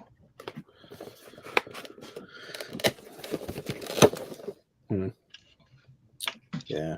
So I'm just still looking at the. Should I open him or not? He's kind of nice in that package. Yeah. He does look good in the box. Yeah. You must choose. Yeah. So did you? I'm sure you watched Andor, right? You caught up. Man, that last episode. It was really good. Good. Really, really good. For me, that could have been some of the best Star Wars we've ever gotten. I agree. Like hands down. Period. Yeah. End of story. I mean, that it was so well written, well acted, well shot. The effects were brilliant. I mean, I liked it. I hope the rest of the series just keeps getting better and better. This was for this episode 6, I think. Yeah. I was like figuratively on the edge of my seat. Like I felt suspense, I felt tension, I felt like what's gonna happen. I don't know what's gonna happen. And I haven't felt like that watching anything in a while, and certainly not Star Wars. Like Yep. Same here. They did a great job with the tension. You're right. and all the characters were there. You were invested in the characters. You didn't want anybody to die, but you're thinking, oh my goodness, somebody's just gonna, this doesn't look good. So yeah. Without spoiling it for everybody, but yeah. Right. I think that's why I sort of appreciated the slowness in the beginning. Yeah. Just getting you invested in those characters, spending some time with each character, getting a little bit of backstory, kind of feeling where they're at in this galaxy. I mean, it's just well done. Just a well done show. Yeah, man. Yeah. And the other part that I liked about it was, I think this was the episode before the one that, 2 weeks ago, whatever, when the guy who's leading it, the antique dealer guy, I forget his name again. Luthen. Yeah. Where he is just nervous. Like, he's worried. He doesn't know. And his assistant there is like, well, we'll find out tomorrow. It'll all be over tomorrow. Yeah. Or he said, or it'll all be starting tomorrow. Like, they're basically kicking off the. Yeah. So and you could just feel like the real heaviness, the anxiety that they did in the writing and the acting. Yeah. It just felt very, very believable and very real. Like, I don't know. Yeah. It's different from anything we've seen. Yeah. And it's good. And I'm glad that I was able to, give the first episodes have been kind of the slow build, that there was payoff finally. Like, okay. Yeah. And they didn't make us wait till the end, too long either. This was exactly, this is like a long 5 episodes to get to episode 6, all the action. Yeah. I mean, I sort of see it like 3 and 3, the first 3 building up to the battle there on Ferrix. Yep. When Andor and Luthen escaped, and then the next 3 were building up to the heist. Yeah. So that's true. Yeah. Yeah. Kind of 3 and 3 as far as like actual stories or, missions or goals or whatever. Yeah. That I didn't even look this up. I should have. There's more episodes coming, right? Is there more next week? Like, it's not done for that wasn't a season. 12. Yeah, it's 12. Okay. Yeah. So we're halfway there. Yeah. So we've got a lot more to enjoy the next 2 months or so. Yeah. I was blown away at 6. Just a beautiful piece of Star Wars material. Just awesome. Yeah. Tudorfeld agrees. Definitely 3 episode cycle. Yeah, that's kind of how I saw it. What did you say? So he's saying, not that toyetic. Yeah. That Andor isn't very toyetic. I don't know. I guess the Cassian from that show, I think, looks pretty good. Yeah. And Luthen and Bix, the ones that they revealed, I think look great. Now, you said you pre-ordered all those, right? I did. Just because I'm loving the show and loving the characters. Yeah. I did, and so I didn't pre-order. I did not pre-order, and I basically said, "I'll wait till they go retail. Maybe I'll get a little better price on them or something." Yeah, some of them may, come down. Some of the, like Bix or Luthen. Yeah. I think Luthen would be one that I'd be interested in getting, just because he looks more interesting as a character. And good looking character. And like Ufi says, the head sculpt on Luthen. Wow. Yeah. Yeah. That's pretty spot on for Stellan Skarsgård, you have to admit. Yeah. It's a good looking figure. Yeah. Really nice. I stand next to Matt. Partial and North European actors. Oh, yeah. Right. Next to Galen Erso. Right. Yeah. Andor. Yeah, I do. I was hope. It seems valid. Like, there aren't many aliens, right? So that's one thing. It kind of goes. Just a handful in the first few episodes. Yeah. So it'd be nice to see some more of that. Yeah. I don't know. I'm enjoying this a lot more than as a show, more than Kenobi and more than Boba Fett. Anything. Yeah. I mean, I loved the Mandalorian. Yeah. I love the Mandalorian, but Andor is just so different. Yeah. Yeah. And there he is. My night brother here while we're chatting. Yeah. So I'm kind of curious if they're going to do as many figures like for the Mandalorian line. We're up to 30 something for Mando. Cassian, or for Andor, there's a lot of characters. Yeah, and do. I mean, we don't know what's coming up in the next 6 episodes, but they're not going to be these same soldiers, and they're going to be different characters. I mean, they're done with this planet, so it should be a whole new cast of characters. Should be. I don't know. I guess I'm kind of waiting to see what ends up with the show before I decide what figures to buy. So, yeah. I may come back and say, yeah, I want all of them, but we'll see. Yeah. They're well-written characters. You definitely get invested in them. Yeah. Well, yeah. Stellan, Werner, and Mads. Yeah. Yeah, you're right. Yeah. Werner Herzog, I guess, is German. He's an interesting guy. Yeah. I didn't realize how many movies he's directed. And starred in. Whenever I think of it, there's this oddball movie that he did that I think of. It's about the Loch Ness monster. Have you ever heard of this? I don't think so. It's like a mockumentary.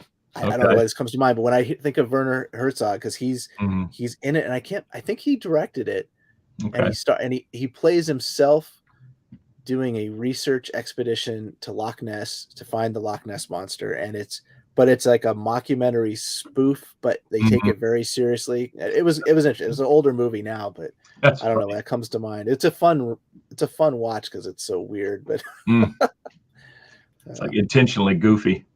Yeah, that's neat. Yeah, look, it's called The Incident at Loch Ness, and okay. Yeah. Anyway, I'll have to look for that.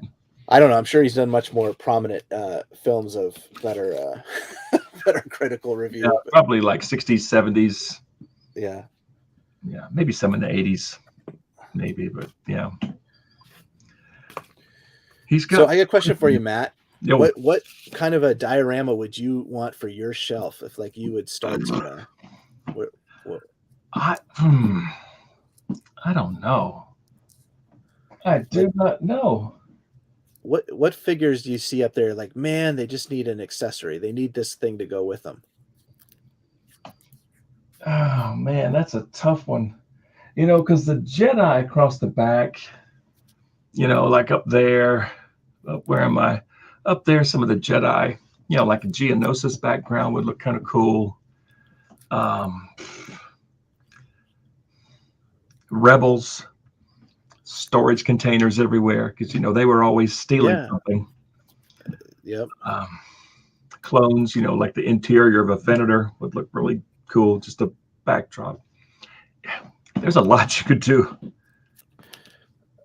Yeah.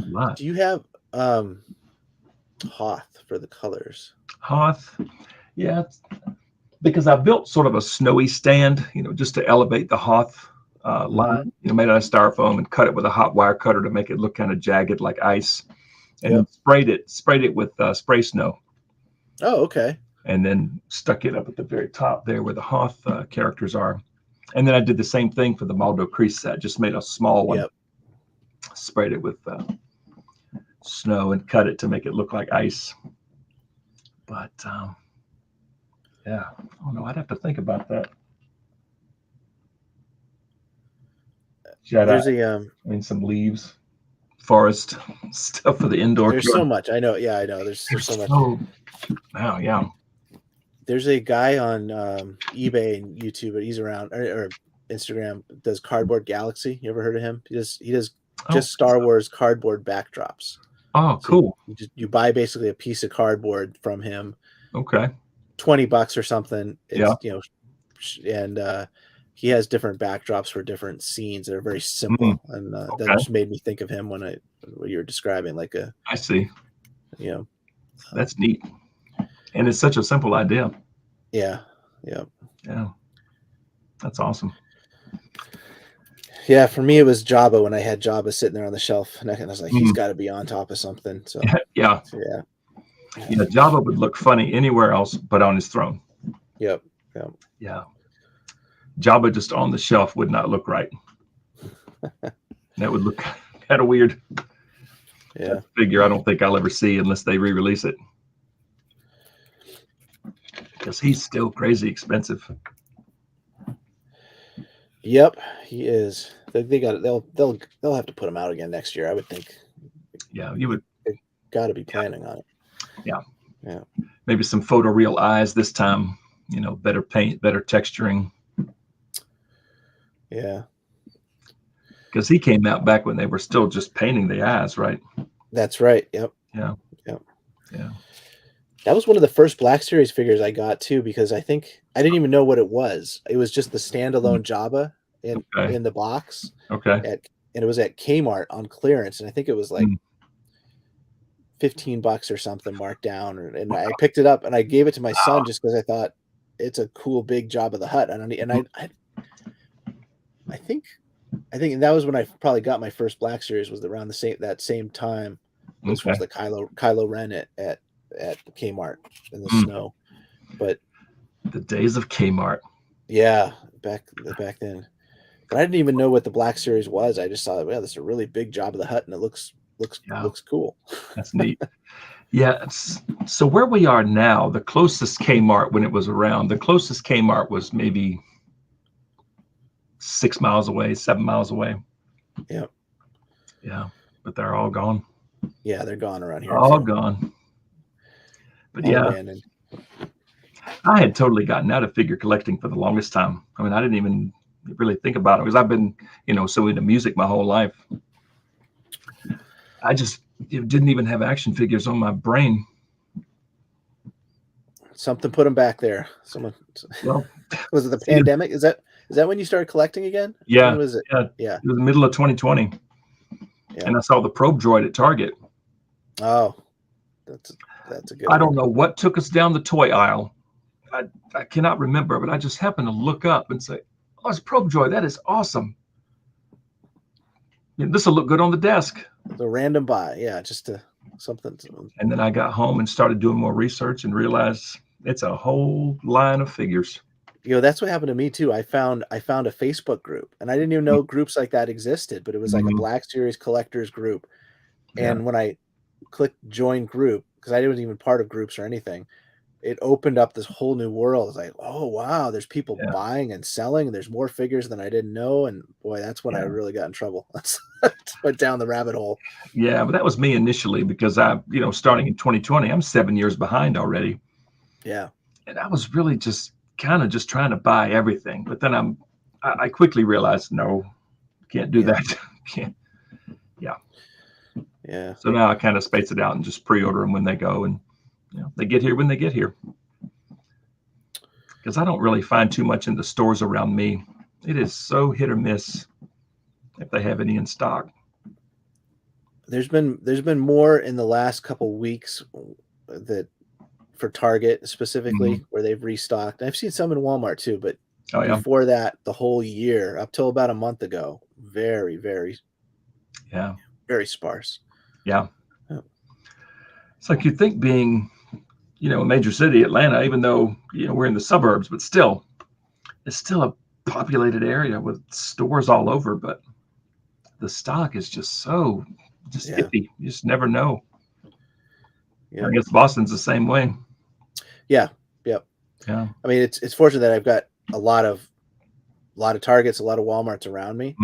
But there's a lot of collectors out here. There's a lot of, there's a ton of collectors in my area.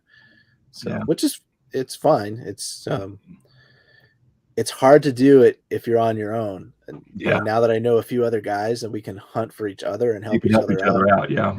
That's a game changer for there. That's great. And I haven't found too many local, around here.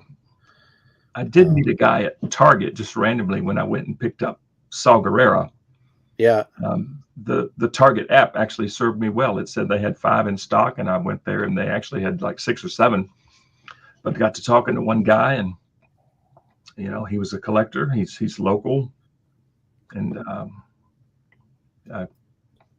we subscribe to each other on Instagram and YouTube. So, well, then try getting together sometime and say, hey, let's hang out. Yeah. Well, occasionally he'll shoot me some photos on Instagram and say, hey, such and such Target has this, or such and such Walmart has this, right down the road from us or something.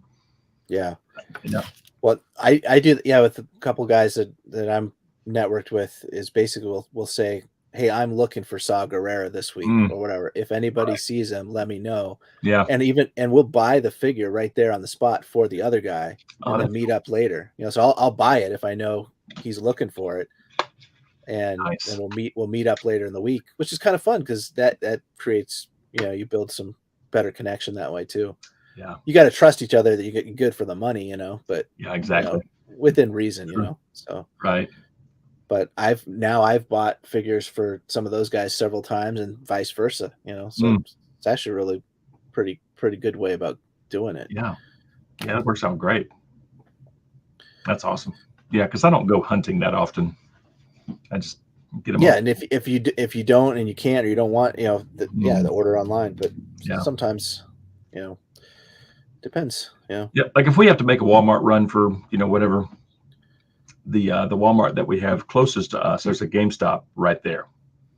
Yeah. So my wife always says, do you want to go to GameStop first or after? It's like, I don't know. We can check Walmart first if they have anything great. If not, swing into GameStop afterwards or vice versa. And my wife does a lot of crafts. So there's a Hobby Lobby right down the road. And there's a Target in that same strip. So we'll hit Hobby Lobby, then hit Target. And if I'm by myself, a lot of times there's a Ross right next to Target. Oh, okay. And I'll swing into Ross just to see if they have anything, because you never know. It's mostly a bunch of junk. But the last time I was in there, they did have some pretty cool Halo sets. Yeah. For anyone that collects Halo, which I don't, but not me. Look pretty cool. But that's about it. There's a lot of just junk. We don't have Ross up here in New England at all. It doesn't exist up here. We do have Ollie's, it's pretty far from me actually. It's like over a half-hour drive each way, so I don't go there very often. But I have a buddy who lives closer than I do, so he goes in there. He can check. He'll check. Yeah, the closest Ollie's to us is about 9 miles, but with traffic, it's about a half-hour drive to go 9 miles. Yeah. All the red lights. I haven't found anything in our Ollie's that I don't already have. Yeah. They've had quite a few, but I've already got them. Yep. That's hit or miss too. Ollie's, you just never know. Yep. Oh, man. Well. Source here in Denmark. Oh, Opie's from Denmark. Oh. Yeah. Nice. I'll take your word for it, Oofy. I don't. Scout Trooper and Speeder as his first. That's pretty sweet right there. Yeah, that's a great set. Yeah. Yeah, I just have the one that came with Grogu. Same bike, same figure, but I would love a brown one someday. If I ever see one for a decent price, I'd love to have the classic brown. Well, I've got I probably have a few extras, so if you want to we could talk. Yes, absolutely. I have some extra loose. I have a bunch of loose stuff that I need to sell just to downsize a little bit. So okay, if you want a speeder bike, let me know. Okay, I appreciate that. Yeah, cat coming in here. Yeah, I saw him in the background there. Yeah, one of our cats. There she is. Yeah, 2 cats, 2 dogs. I have 3 cats, 0 dogs. Okay. Yeah, fortunately they all get along. Our lab weighs almost 100 pounds, and he loves to stomp at the cat. Oh, okay. Occasionally. He'll stomp on him. Well, not stomp on him, stomp at him. like he wants to play. Right. But he knows, do not mess with the cats. You will get hit. Yeah. I totally forgot that I could show comments in StreamYard. I haven't been showing these. Oh yeah. On stream. Yeah. Yep. I just realized I can push the button there and make them appear again. Cool. Yeah, Obi, Bespin, Luke, and Han for a long time from the first wave, then a couple Jabbas and speeders, and then Force Awakens. Wow. Yeah, that's pretty sparse. Yeah. Not a lot of figures showing up in Denmark. And then solo figures, and then no more. The solo figures are great. I remember being so excited when those figures came out, and I hunted for them like crazy. Around me, Walmart had them first, and I remember going from Walmart to Walmart trying to get Lando and Han Solo and the trooper. What was the snow trooper guy? Oh, the range trooper. Yeah. Range trooper. Yeah. And I was so excited when I got them, and then of course they all ended up getting like clearanced out because there were so many of them made. Yeah, I got most of mine on clearance. Yeah, but not me. I paid full price. Did you? That's like, if you like the movie or not, the figures are awesome. Yeah, they were all well done figures. Just yeah, so unique. Yeah, really, really good. Yeah, and it's awesome. Yeah, you can see the Andor Chewie that Jeremy sent me right there. Yep. So just that dirty Mimban Stormtrooper and L3 are the only ones I like from the solo line. Oh, really? Okay. And if I never get L3, I'll be fine. I was not a big fan of that droid. Yeah, she had an attitude. Yeah, I'm just not a fan. But that Mimban Stormtrooper does look pretty nice, even though it's on the old body. That's the with the black sash or the really, fabric. Yeah, with the cape. Yeah. Yep. That was a Walmart exclusive. That was hard to find. Yeah. I only saw an eBay exclusive. Yeah. You can't find it. I found one at Walmart. I did get one there. I think but it was. I think I only saw him that one time. Yeah. And I bought an extra. I have two of them. I think. Yeah. I believe I bought one through one of the Facebook groups or something. Mm-hmm. Yeah. Yeah. It's a cool trooper. Yeah. Really cool. I like the solo movie. I actually didn't bother me that much. I enjoyed it. Fun. It was a fun movie. And I thought all the performances were good. It had a great cast. It was fun. All right. Just looking at the comments. Yeah. Range Trooper reminds you of Snow Serpent. Yeah, you're right. It does. Yeah. That's a cool trooper design. Yeah. With the furry pimp coat. Yeah. You know? Soft goods for the Titter liked the solo as well. Yeah. It was a fun movie. Yeah. For sure. Looking for something else here. No. Is that a 12-inch tall Imperial Officer behind you? It is. Just there? Yeah, I saw that when you leaned down. Yeah. It's Tarkin. Oh, it's Tarkin. Okay. Couldn't quite make out the face. Oh, he dropped his, he's got, for some reason, they gave him Akbar's staff. So this is the... Yeah. But I do like how he holds it. He's got his arm kind of cocked like that. Cradling it, yeah. So that's head cool. sculpt isn't much to write home about, but they got the rank right. Yeah, I like it. This was a new from Gentle Giant. Okay. They're doing kind of a historically they did all the original Kenner figures. Obviously, this was never made by Kenner, so they're taking some creative license now and making some new figures that were never made in the old style. And this was one of the first ones.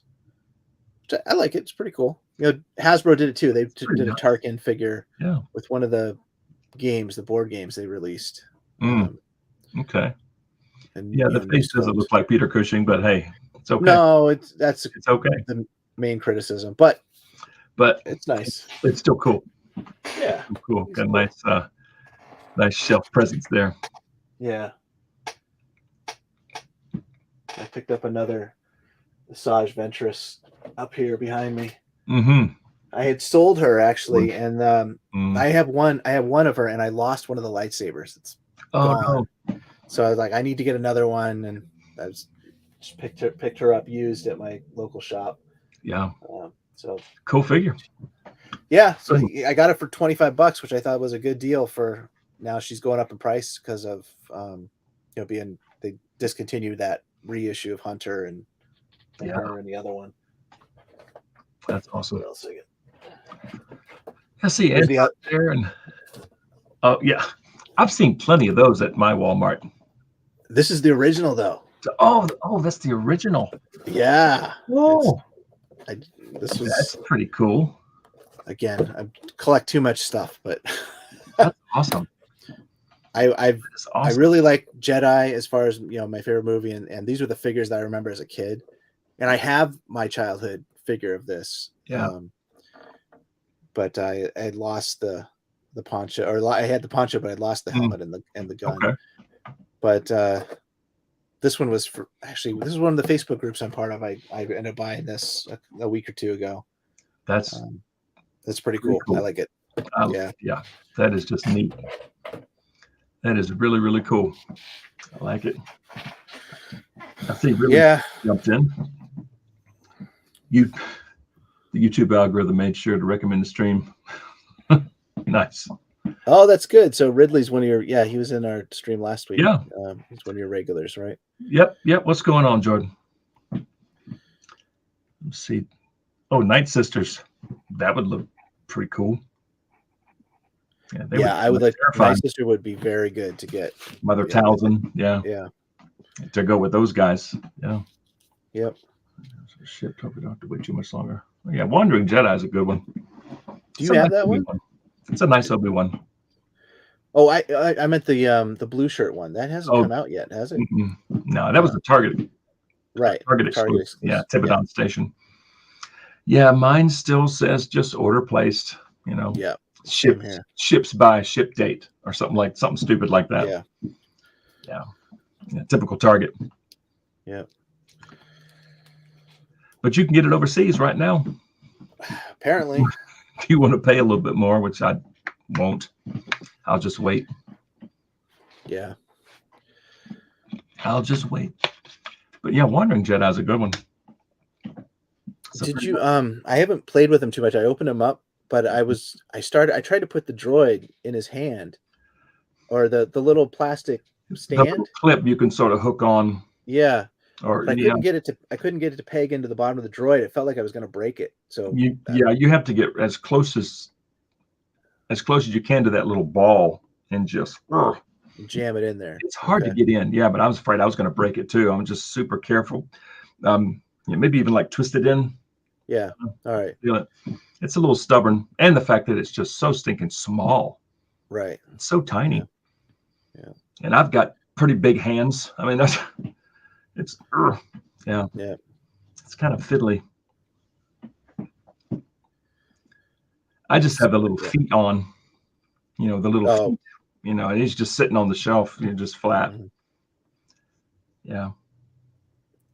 I should make a diorama of a giant whale in the sand. Yeah. His meat. Yeah. Butcher plant. Exactly. That was a weird. Yeah, I wish they'd explain that a little bit more. It's like, how does a giant whale creature end up in the sand of Tatooine? I don't know. It looks like Star Wars universe. I don't know. It's kind of weird. Yeah, the meat kind of looked like salmon. It did. Yeah. I know. Yeah. Very similar.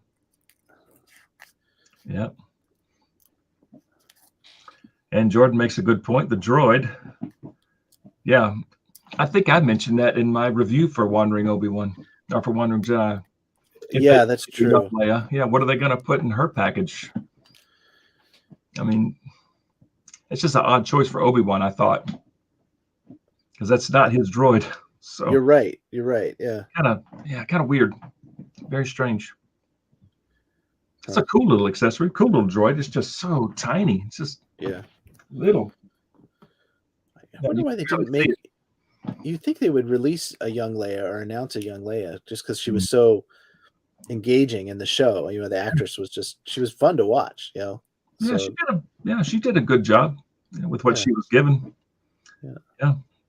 An empty holster. Yeah, that's what she'll come with. Some running shoes. Yeah. Because they did the Inquisitors and some of the other characters right off the bat, and a lot of those were all new sculpt. Yep. So I don't know. Yeah. We'll see. Hasbro seems to really like doing, like we talked about the Andor, all these new characters, like 30 figures for Mandalorian. So they're really pushing the new media. Yeah. But I guess they did a lot for Kenobi. They did all those Inquisitors, and they did even the droid, the yellow droid guy. They did Tala in the Imperial uniform. Yep. It does seem weird that they would miss Leia, and also Owen and Beru. Why not get them? And a young Luke. Yeah. So, yeah. Perhaps some oil. That scene was silly. That was goofy. Yeah. I was not a huge fan of the Kenobi show. I mean, the last 2 episodes were great. Yeah.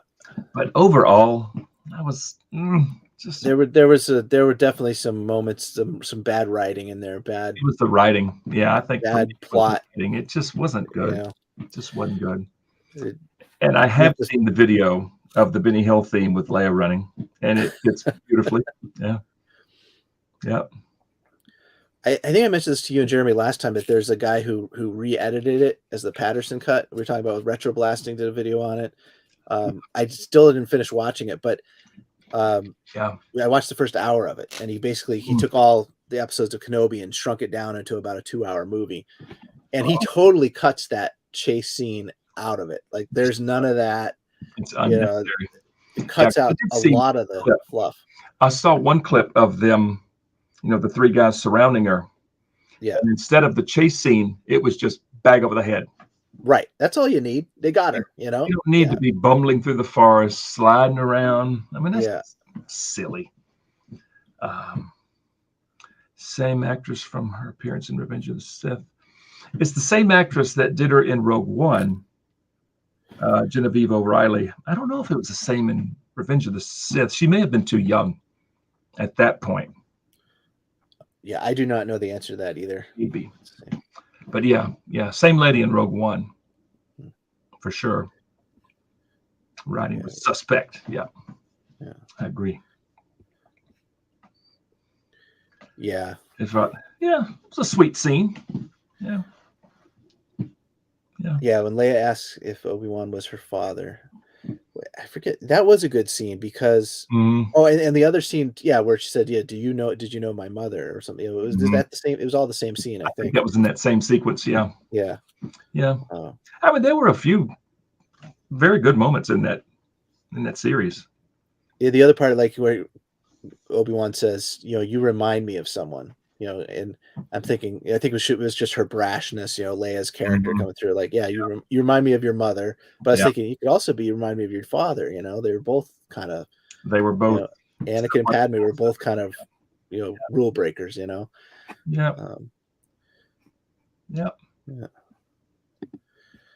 IMDb says same actress.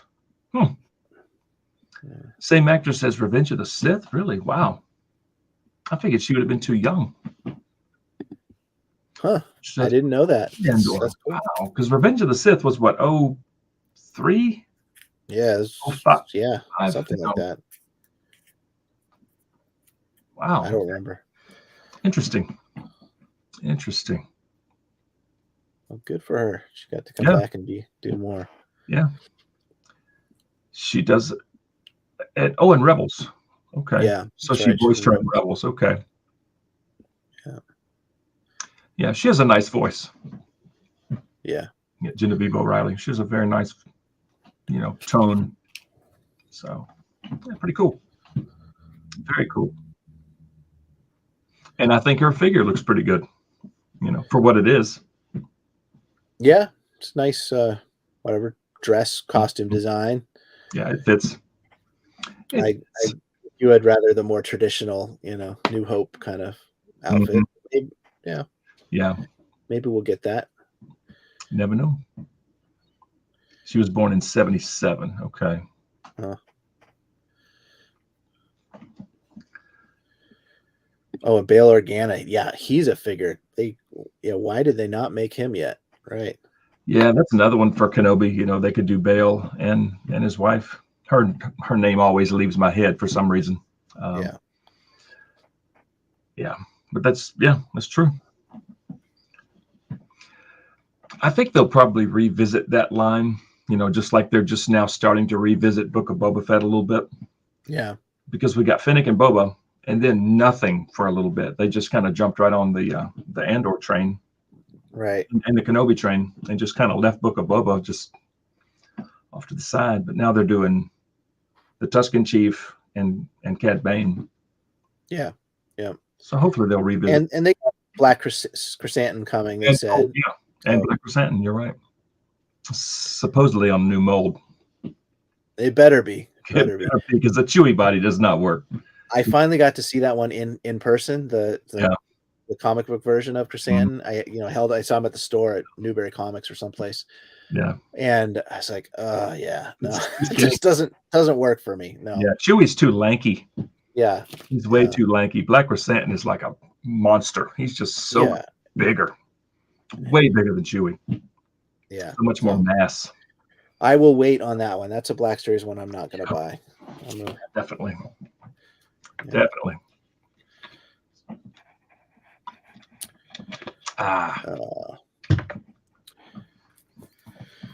Yeah, so we'll see what comes next in Andor. I don't know where it's going to go. It's kind of fun though to have them build like, you know, this is how the rebellion's starting. Like I liked all the philosophical stuff in it too. The younger guy with his journal and his manifesto. Yeah, Nemec. That was nice. You know, just it kind of reminds me of, you know, just whatever history, you know, for the United States, the revolutionary, you know, the writings of Thomas Jefferson or whoever, you know, these guys that were kind of, you know, on the fringe writing their, you know, their manifestos down and started the revolution, you know. Yeah. It's very, they have tons of money now. Yeah, they've got a bankroll. They're so they can all those credits. Buying some ships, buying some weapons. Yep. So yeah. And then Mando season 3 starts in February. I'm less excited about that now because I feel that they kind of, I don't know, they jumped by putting Grogu and Luke and all that into the end of Boba Fett. Like that was the stuff I thought would happen in season 3. So I don't know, maybe whatever. Yeah. Yeah. Like I was looking forward to seeing that kind of stuff that happened in those 2 episodes or 3 episodes of Boba Fett. Yeah. And now they've already shown us that, you know, Grogu's gone, then he's back with Luke, and you know, he's back with Mando. I mean, so that could have been drawn out more. I think that could have been more of a season 3 thing. Yeah, Book of Boba Fett to me was just all over the place. It didn't know what show it wanted to be. It was definitely weird seeing that in Boba's show. Yeah, yeah, it's very strange. But I don't know. We'll see. We'll see. But yeah, Mandalorians galore for sure. We'll see lots of Mandos in the trailer. Yeah. All out Mandalorian war. Another Mandalorian war. Never know. We'll have to see. But the trailer does look pretty cool. Yeah. Oh yeah. The trailer is exciting. I agree. All those Mandos drop out of that ship. Yeah. Looked awesome. Yeah. Flying in, kicking somebody, you know, firing, and just it looks like tons of action. That was there were moments in Book of Boba Fett that were awesome like that. Like when Boba and Mando are both in the air together when they fighting, you know. That was cool. For that like 10-second clip or whatever it was. I was like, yes, more of that. We need more of that. Yeah. There were moments in Book of Boba Fett that were really, really cool. Like little, you know, so but it didn't cohesively, it didn't make much sense as a show. So the show as a whole was just odd. Yeah. Very, very odd.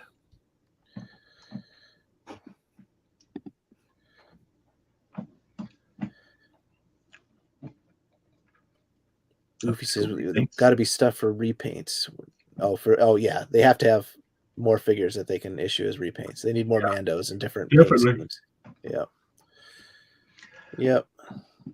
The fact that they have the Death Watch Mando body, Yeah, which is awesome, incredible figure.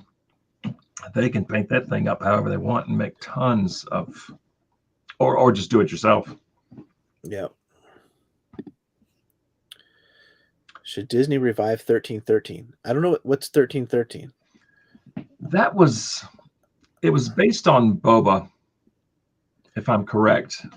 It was a game that never happened, I think. And comment now if I'm right or wrong, because I'm not 100% sure, but I think it was a game that just like was in development and then never got released. And I think it was about Boba. I don't remember. I think. Yeah. Sorry, guys. I'm not that much of a Star Wars fan that I didn't know what 1313 was. Young adult Boba in Coruscant. Oh, hang on one sec. Yeah, Underworld. Yeah. Oh, video. Yeah. Okay, it was a video game. All right. Yeah, video. Okay. So I was all right. I was You were right. My memory served me well. Good. Good. Yeah. Yeah, I think young Boba could be cool as long as they keep him evil and a bad guy. Yeah, definitely. I guess when he was just starting out as a bounty hunter. They had a little bit of that in the Clone Wars, where he's kind of being apprenticed by Bosk and Aura Singh. Aura Singh, right. and and that was fun to see. Those episodes were fun. Yeah, yeah, those were good. Opie says there's a test gameplay video on YouTube somewhere. I'm gonna have to look that up. That was a while ago. That was I don't remember. Several years ago, I think. I apparently missed that one. Yeah.